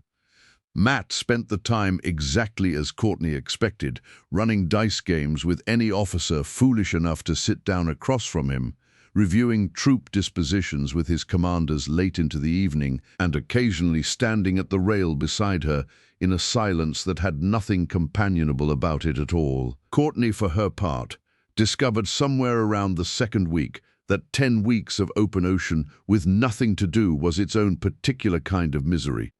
Superhero responsibilities or not, she was stretched trying to find her own solution for how to deal with it. Most afternoons, once the ship's business had settled into its dull midday lull, she'd take Cosmo out over the water. Not far, and never out of easy sight of the fleet, but far enough to actually stretch out and fly properly, weaving low loops between the hulls, racing her own shadow across the waves. Once she even convinced a pair of bored young sailors on the Riamost galleon to time her as she circled the entire fleet twice without slowing. "You do know you're 19 and not 9, don't you?" Matt called up to her once, grinning, as she swooped past the flagship's rail, close enough to ruffle his hair with the wind of her passing. "Anyone who gets to fly on a magical staff will always be a kid at heart," Courtney called back, already banking into another loop. "Besides, you play dice for 6 hours straight, most days. Don't act like you've got the moral high ground on productive boredom." "Fair point," Matt allowed, laughing despite himself, and didn't bring it up again. Though Courtney noticed more than once that sailors along the rail paused in their own work just enough to watch her fly. It was a small, welcome flicker of ordinary delight on a voyage that quickly dissolved into otherwise endless monotony. It didn't last, of course. Nothing so simple ever did. "Not on this crossing." "You feel it too," Matt said one evening. Not quite a question, as the sun sank low and red over water that had gone strangely, unnaturally still for the better part of an hour. "Yeah," Courtney admitted as Cosmo hummed low and constant at her side these days. something it had done for over a week now, a steady, wary thrum that never quite settled and never quite spiked either. The particular tension of something bracing for a storm it couldn't yet see the shape of. It's not getting worse. Exactly, she ventured. Just closer. Matt didn't answer that, which was answer enough. The unease sharpened considerably the day the coastline of Sionkan itself finally rose on the horizon. It was Matt who noticed it first, scanning the approaching shore through a borrowed looking glass with the particular narrowed focus of a man whose instincts had kept him alive through worse odds than most soldiers ever survived once. No watch fires, he said slowly. No signal towers manned, and there should be lookouts along this stretch of coast, even under whoever's held it these past 2 years. I don't see a single one. Courtney took the glass when he offered it, studying the shoreline herself. Small fishing villages dotted the coast at intervals, the kind of place that should have been bustling even at this hour, boats out, smoke rising from cook fires, the ordinary business of people who lived by the sea going about their lives. Instead, the villages sat still and dark, no smoke, no movement, no boats bobbing at anchor in their harbors. That's not abandoned because of war, empty, Courtney said slowly, lowering the glass. That's just empty. Like everyone simply left in a hurry and nobody's come back since. Or didn't leave at all, Matt said grimly, but didn't elaborate on what he meant by that. Though the way his jaw tightened told Courtney he had a guess he didn't much care to voice aloud yet. They found a deep, sheltered alcove some miles further along the coast, well hidden from any casual watcher and defensible enough that Matt's commanders approved it without much debate. The fleet set anchor there under cover of the fading light, and Matt gave the order to begin unloading within the hour. Soldiers began filing down onto the narrow beach in long, disciplined lines, supplies and siege equipment following close behind, with the whole operation carried out with the quiet, practiced efficiency of an army that had done this before and intended to do it right the first time. Torakan riders, Matt called to one of his officers once the first wave had cleared the beach. Get them airborne at first light. I want eyes on every approach to that palace before we move a single soldier further inland. If this island's as quiet as that coastline suggested, I want to know why before I trust it. By the time full dark had settled, a command tent had been raised at the alcove's edge, and Matt stood over a wide table within it. In front of him was a detailed map of Xianshan and its surrounding approaches to the city of Xianda spread out before him, weighted at the corners with whatever was close to hand. His senior commanders gathered close around it, faces grim in the lamplight, and Courtney found herself standing at Matt's shoulder. Cosmo's low, wary hum the only sound in the tent, besides the murmur of low, careful voices already beginning to plan. We move with caution, Matt said, tracing a line from their current position toward the distant, unlit silhouette of the palace itself, visible even now as a darker shape against the night sky. And we move smart. Whatever's waiting for us up there, I'd rather find it on our terms than stumble into it blind. He glanced once toward Courtney, something unspoken passing between them, the shared, growing certainty that whatever they were about to walk into it wasn't going to look like the war either of them had spent weeks preparing for. Get some rest, he added, to the room at large. First light, we start finding out exactly what we're dealing with. Chapter 20. The heights. The Torakan returned before dawn, and their report only deepened the unease that had settled over the camp since the moment the coastline first came into view. Light patrols near the outer villages, the lead rider reported, still catching her breath from the flight.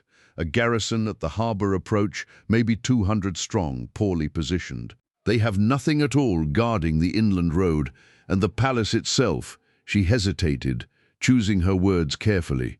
No torches lit, no movement on the walls. If I hadn't been told people still lived there, I'd have sworn the whole compound had been abandoned years ago.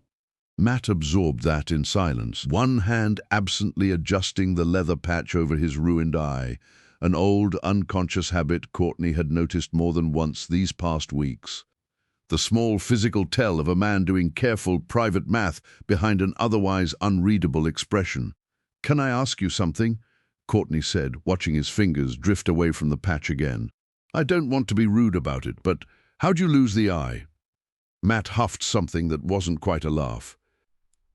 "Paid for it, to a pair of creatures that live somewhere words don't do a fair job describing in exchange for a way to pull a friend of mine out of a place she'd been trapped in for longer than anyone thought.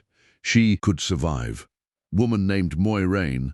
You'll meet her eventually, if she's in a mood to be met. The whole venture turned out to matter a fair bit getting her back when it came time for the last battle. Small price, considering." He said it lightly, easily, the way he said most things that had clearly cost him more than he let on. "That's a hell of a trade," Courtney said, quietly impressed, despite herself. "Wasn't much of a choice the way I saw it," Matt said, and left it there, his hand finding the patch one more time before dropping back to his side. 200 men is nothing," he said finally. "We could brush that garrison aside with a fifth of what we've brought." "That's not what worries me." He looked up, meeting Courtney's eyes. "What worries me is why an island worth defending isn't being defended at all." The advance, when it came, proved exactly as unsettling as the scouting report had promised. What resistance they met was thin, disorganized, more startled than determined. Soldiers fought with the confused, halting motions of men who seemed uncertain, even in the moment of battle, of what exactly they were fighting for. Village after village passed beneath the vanguard's boots, empty and undisturbed, with doors hanging open and meals left half-finished on tables. It was as though every soul in them had simply walked away one ordinary afternoon and never returned. By the time the palace itself rose before them, dark and silent against a grey, overcast sky, even Matt's usual battlefield calm had thinned into something considerably grimmer. "No torches," he murmured, echoing the scout's report while staring up at the vast, shadowed silhouette of the compound. "Not one. In a palace this size, at this hour, there should be 100 lit by now." He glanced at Courtney. "Your staff feeling anything?" Cosmo's hum had shifted over the last hour of the advance, from its usual wary constancy into something heavier, more reluctant. Not fear, exactly, Courtney thought, but a kind of dense, gathering dread with the same quality it had carried near the shards in the Blight. Only it was stronger now, closer, and impossible to ignore. "Yeah," she said quietly, "a lot." Matt's scouts made short work of the lower gate, a few sharp, brief skirmishes clearing what little resistance remained before the bulk of the vanguard poured through into the palace's lower grounds. What appeared to once be wide and elegant courtyards had simply gone dim and were untended. Dry fountains with overgrown gardens that spoke of months of neglect rather than the mere 2 years since Seander had fallen. They crossed the long bridge, linking the lower compound to the heights proper with weapons drawn and eyes sharp, and found to nobody's particular surprise anymore, only scattered, half-hearted resistance waiting for them there as well. A handful of guards who seemed almost relieved to be subdued rather than fighting to the last, as Sienkan's soldiers were trained to do. The throne room's doors stood ajar when they reached them, with no guards at all posted before them. Matt exchanged one last grim glance with Courtney before pushing through. The room beyond was vast, cold and dim, lit only by what grey daylight managed to filter through high, narrow windows, and it took Courtney's eyes a moment to adjust before she understood what she was looking at. A small cluster of Sienkan aristocracy stood scattered near the base of the dais, silent and swaying faintly on their feet, their eyes fixed on nothing at all. And upon the crystal throne itself, slumped in a posture that belonged to a man decades older than whatever true age he might once have claimed, sat a lone figure. His skin was drawn tight and grey over hollowed features, with eyes sunken deep beneath a brow that seemed permanently furrowed in some private, endless suffering. He did not look at them as they entered. He did not seem, in fact, entirely capable of looking at anything at all. Courtney felt Cosmo go rigid in her grip, its light dimming almost entirely, drawn hard and fast toward a scatter of small black, faceted shards she could just make out that were embedded deep into the crystal throne's gleaming surface like thorns grown into old wood. Blood and ashes, Matt breathed, staring up at the ruined figure on the throne that had, until 2 years ago, belonged to his wife's family for generations uncounted. What in the light happened here? Chapter 21. What the throne held. Matt approached the scattered nobles first, cautious, his ashandare held loose but ready at his side, and tried gently at first to get some sense out of them. It didn't go well. "Can any of you hear me?" he asked, crouching before a woman who might once have carried herself with real authority, judging by the fineness of her ruined court dress. Her eyes drifted toward his voice, but were unfocused, her lips moving without producing anything resembling actual words. She uttered fragments of sound, disconnected syllables, and the particular hollow murmur of someone whose mind had been worn down to almost nothing at all. "They're not going to give us anything useful," Matt said finally, straightening, his jaw tight. He turned to his nearest commander. "Get them out of here!" Gently, though, since whatever's been done to them, it wasn't their choice. "And I'll not have soldiers treating them roughly for something that isn't their fault. Take them to the jails for now, under guard, and send for every domain healer we've brought with us. If there's a way to bring any of them back to themselves, I want it tried." The soldiers moved to comply, and Matt turned, finally, to the throne itself, and the ruined figure still slumped upon it. The man was entirely unresponsive to everything happening around him, as though the room itself had simply ceased to register in whatever remained of his awareness. "Courtney," Matt said. "Quiet now. Those shards, can you get them out?" Courtney stepped closer.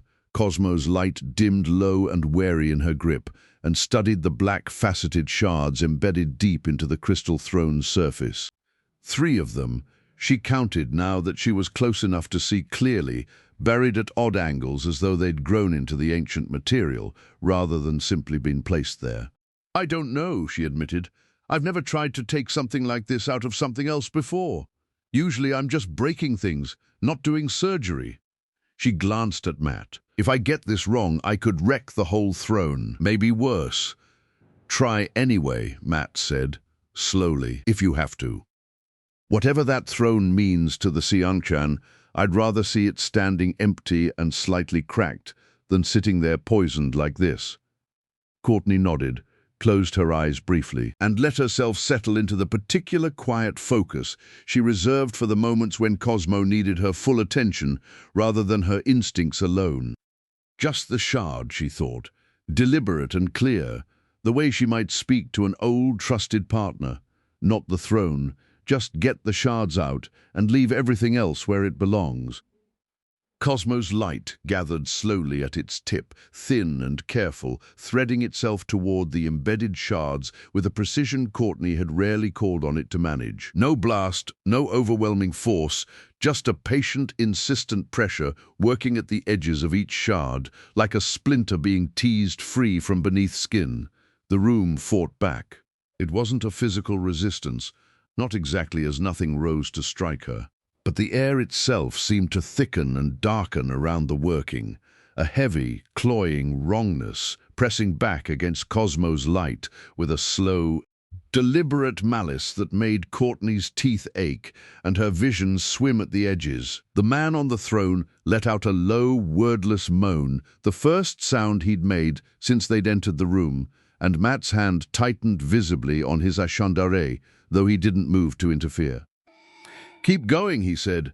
"Low, steady, whatever's happening, it's working." Courtney gritted her teeth and pushed harder, sweat beading at her temple despite the room's chill. Cosmo's light was straining and flickering, but never quite failing, locked in a slow, grinding contest against whatever dark, patient will had settled itself into the ancient stone. Minutes passed like that, long, strained and silent, except for the low, rising hum of Cosmo's effort and the ragged sound of Courtney's own breathing.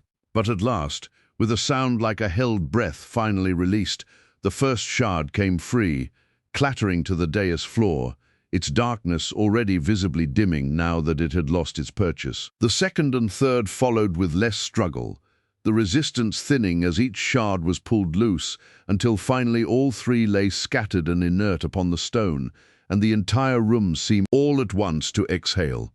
Then the air itself shifted, subtly but unmistakably, a heaviness lifting that Courtney hadn't fully registered until it was gone. The grey light through the high windows seeming impossibly a shade brighter than it had been moments before. The man on the throne slumped further, entirely unconscious now, his ragged breathing at least steady and even for the first time since they'd entered. Courtney staggered back a step, Cosmo dimming to its usual quiet glow, and let out a long, shaking breath of her own. "Okay," she managed. "That was considerably harder than I expected."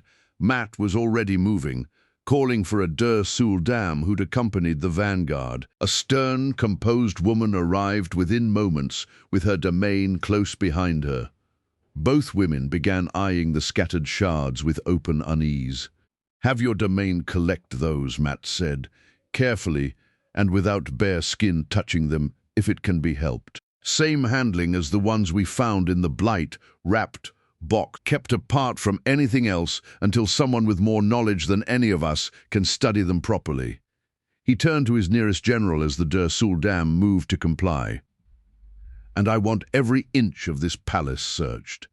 Every hall, every chamber and every stone that looks the slightest bit out of place. If there are more of these hidden somewhere in this compound, I want them found before we so much as think about calling this island secure."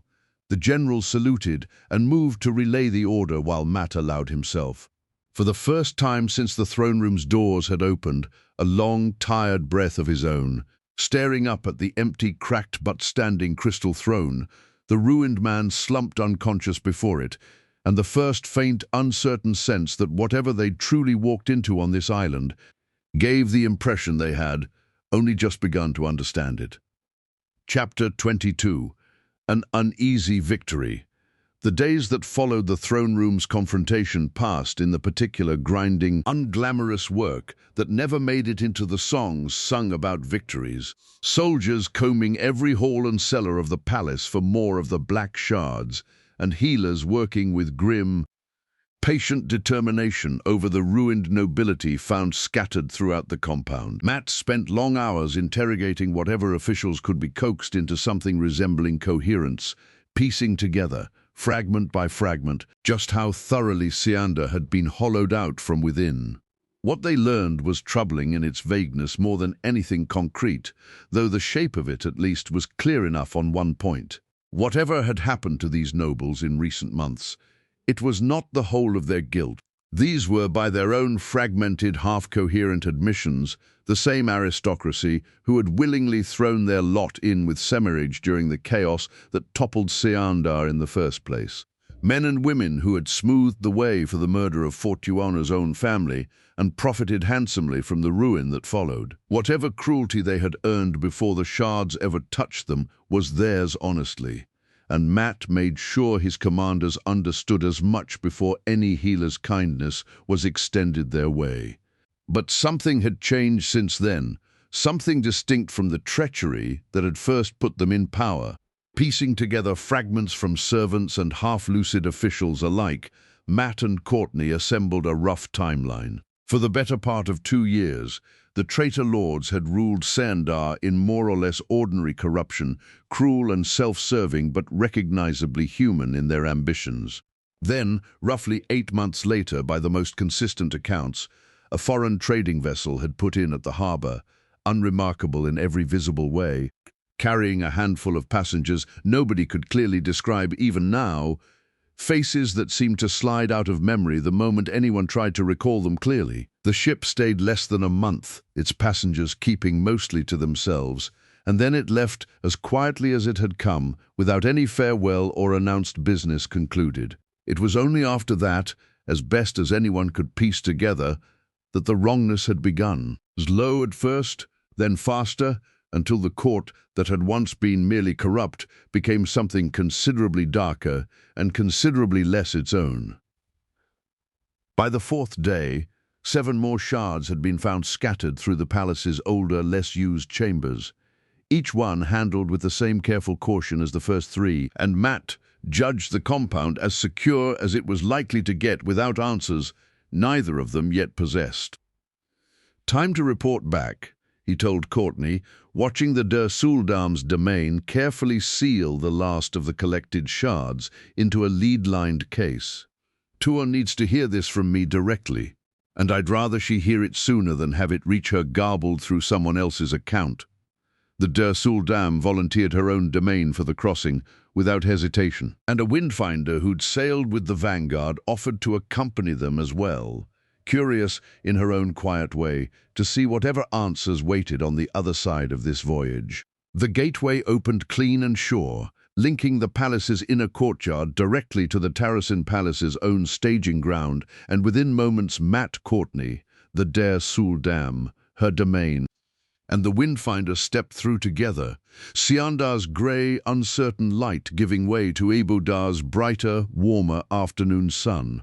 Fortuona received them in the throne room this time, formal and composed, though the moment her eyes found Matt, something in her posture eased by exactly the degree it always did, when he was the one standing before her, rather than merely spoken of. Matt gave his report plainly, holding nothing back. The eerie emptiness of the coastline, the withered figure on the throne, the extended, costly struggle to free the crystal throne of its corruption, and the 10 shards now recovered and sealed.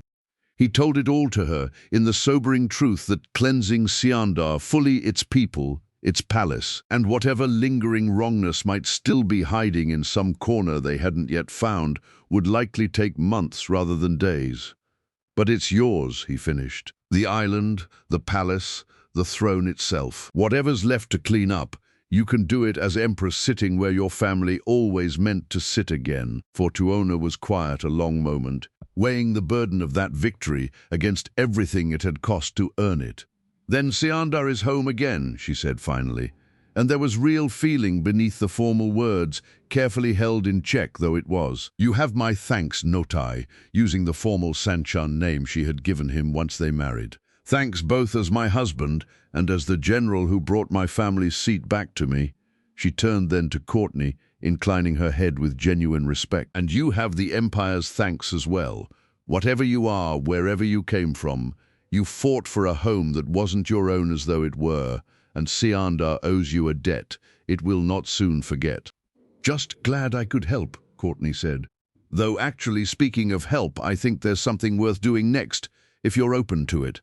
Fortuona's brow lifted slightly, inviting her to continue. "The White Tower's been researching this from their end for weeks now," Courtney said. "Old records, lore, and pretty much anything that might explain what these shards actually are. But they've only got half the picture, the history, not the thing itself. You've got the other half now, sitting in a lead box. Seems like it would move a lot faster if someone from your side actually worked with them directly, instead of everyone trading letters back and forth for months." Fortuona considered that for a long moment, her gaze drifting briefly to the Dersuldam standing quiet and attentive nearby. "You suggest I send my own people into the White Tower's halls. I suggest you send people you trust to work alongside people who actually know how to research this properly," Courtney said. "Your call on who and how much you're comfortable with." It was a long moment before Fortuona answered, and when she did, her voice carried the particular careful weight of a woman setting firm terms rather than simply agreeing. "I will send a Dersuldam and a small number of my most trusted domain to work alongside the White Tower's sisters, but only under a formal oath sworn and witnessed that no attempt will be made to steal my domain's loyalty, to bond them, or to encourage them toward anything resembling the Aes Sedai's own custom of trying to release collared channelers. They go to study a shared enemy, not to be recruited into anyone else's cause." "That's fair," Courtney said. "I think Cad Swain would agree to that without much argument, honestly." "She will agree to it," Fortuona said, with the particular flat certainty of a woman who had already decided the matter wasn't truly negotiable. "Or my domain will not go at all, and the White Tower can puzzle over half a mystery on its own." The oath, when it came several days later, arrived promptly and without argument. Cadsuane's own seal affixed beneath careful formal language, guaranteeing exactly the protections Fortuona had demanded, and within the week. And a Suldam, along with 3 of her most trusted domains, stood ready in the Tarasin Palace's courtyard. They carried the lead-lined case of shards packed carefully and prepared to make the crossing to Tar Valon to hopefully begin at last the slow work of understanding exactly what darkness had found its way into their world. 3 weeks passed before Rand appeared again, and in that time the investigation into the black shards had settled into the slow, patient rhythm such things always seem to demand. The Xianchan domain and the White Tower's Browns, working carefully alongside one another in Tar Valon, comparing what little the Age of Legends fragments could offer against the shard's own stubborn, unyielding silence, building piece by careful piece toward understanding what would clearly take months yet to properly form.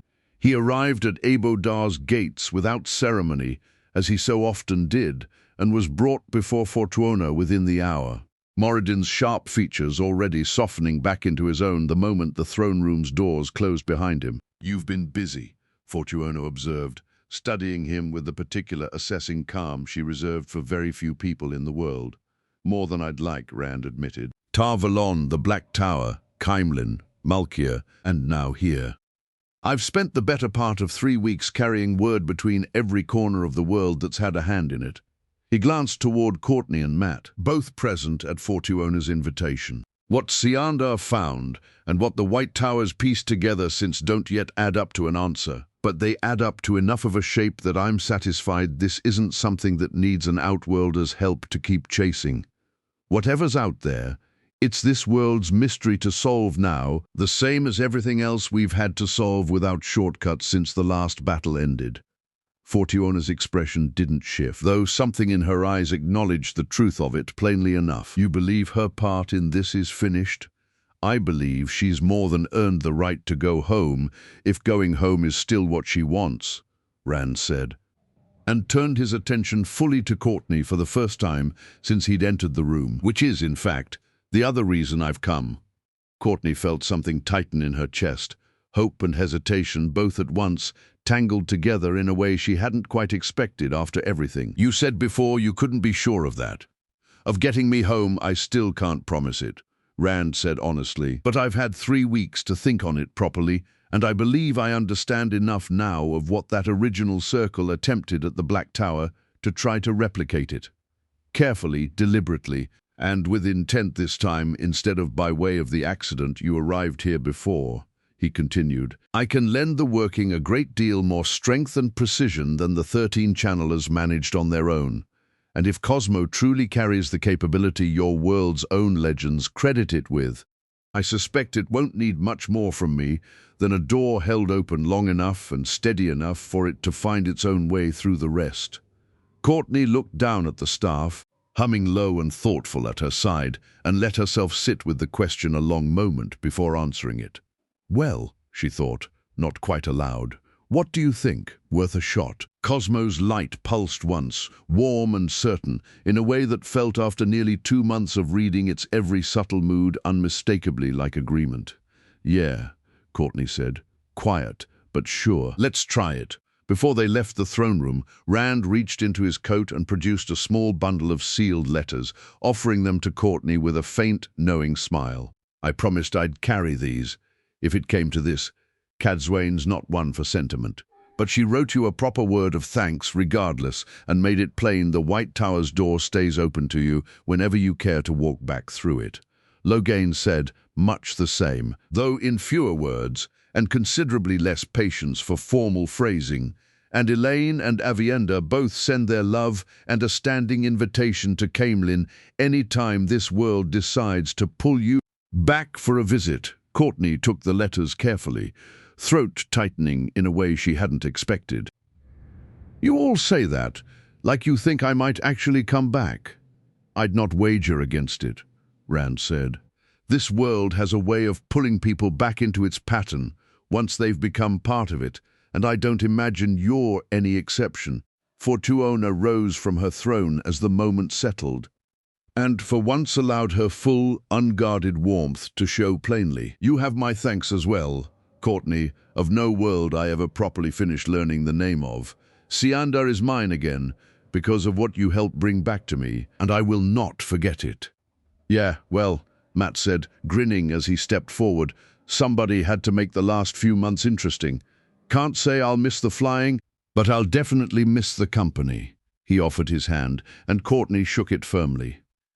Try not to fall through any more broken portals on your way home, would you? Once was plenty excitement for one lifetime.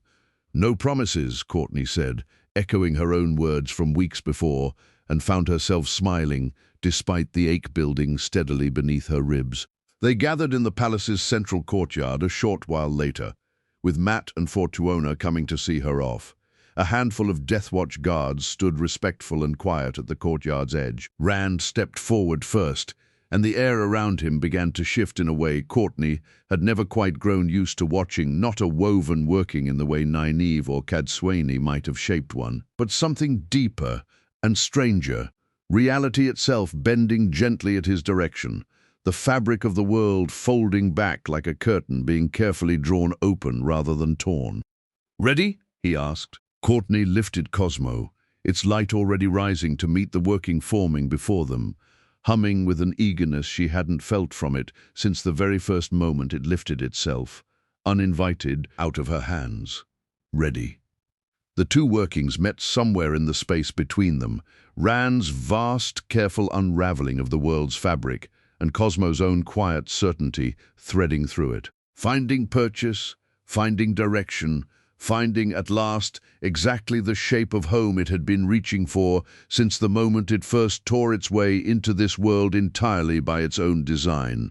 A seam of gold and white light split open in the courtyard air, and beyond it, hazy but unmistakable, Courtney could see the familiar shape of an ordinary suburban street. Streetlights were just beginning to flicker on against a dimming, entirely unremarkable evening sky. "Blue Valley," she breathed. "Go on," Rand said, gentle. "It'll hold as long as you need it to." Courtney turned back once, taking in all of them. Matt's easy grin, Fortuona's rare, unguarded warmth, Rand's quiet, patient calm, and she felt the whole strange, impossible weight of the last 2 months settle into something she suspected she'd carry with her for a very long time. "Thank you," she said, simply, "for all of it. And honestly, this was," she huffed a small, disbelieving laugh, "the most fun I've had, getting nearly killed in years." "The feeling's mutual," Matt said, and Courtney stepped through. The portal sealed shut behind her with a soft, gentle hush, and then she was simply standing there on an ordinary street in the fading light of an ordinary evening. The staff's glow already dimming to match the quiet, familiar hum it always carried at rest. She stood still for a long moment, letting it settle. The smell of cut grass, the distant sound of children laughing somewhere down the block, and the sheer, overwhelming ordinariness of a world she'd once taken entirely for granted. She let out a long, shaking breath and allowed herself finally to laugh when suddenly the air beside her shimmered. Courtney spun, staff already rising, and found herself facing not another gateway's shimmer, but something different entirely. A portal edged in a pale, sickly light, and stepping out of it, unhurried with a lit cigarette already between 2 fingers, and an expression that suggested he'd been waiting for this exact moment considerably longer than she had, emerged a lean, weathered man in a rumpled trench coat. "Well, lass," John Constantine said, exhaling a slow stream of smoke into the cooling evening air, "we need to talk."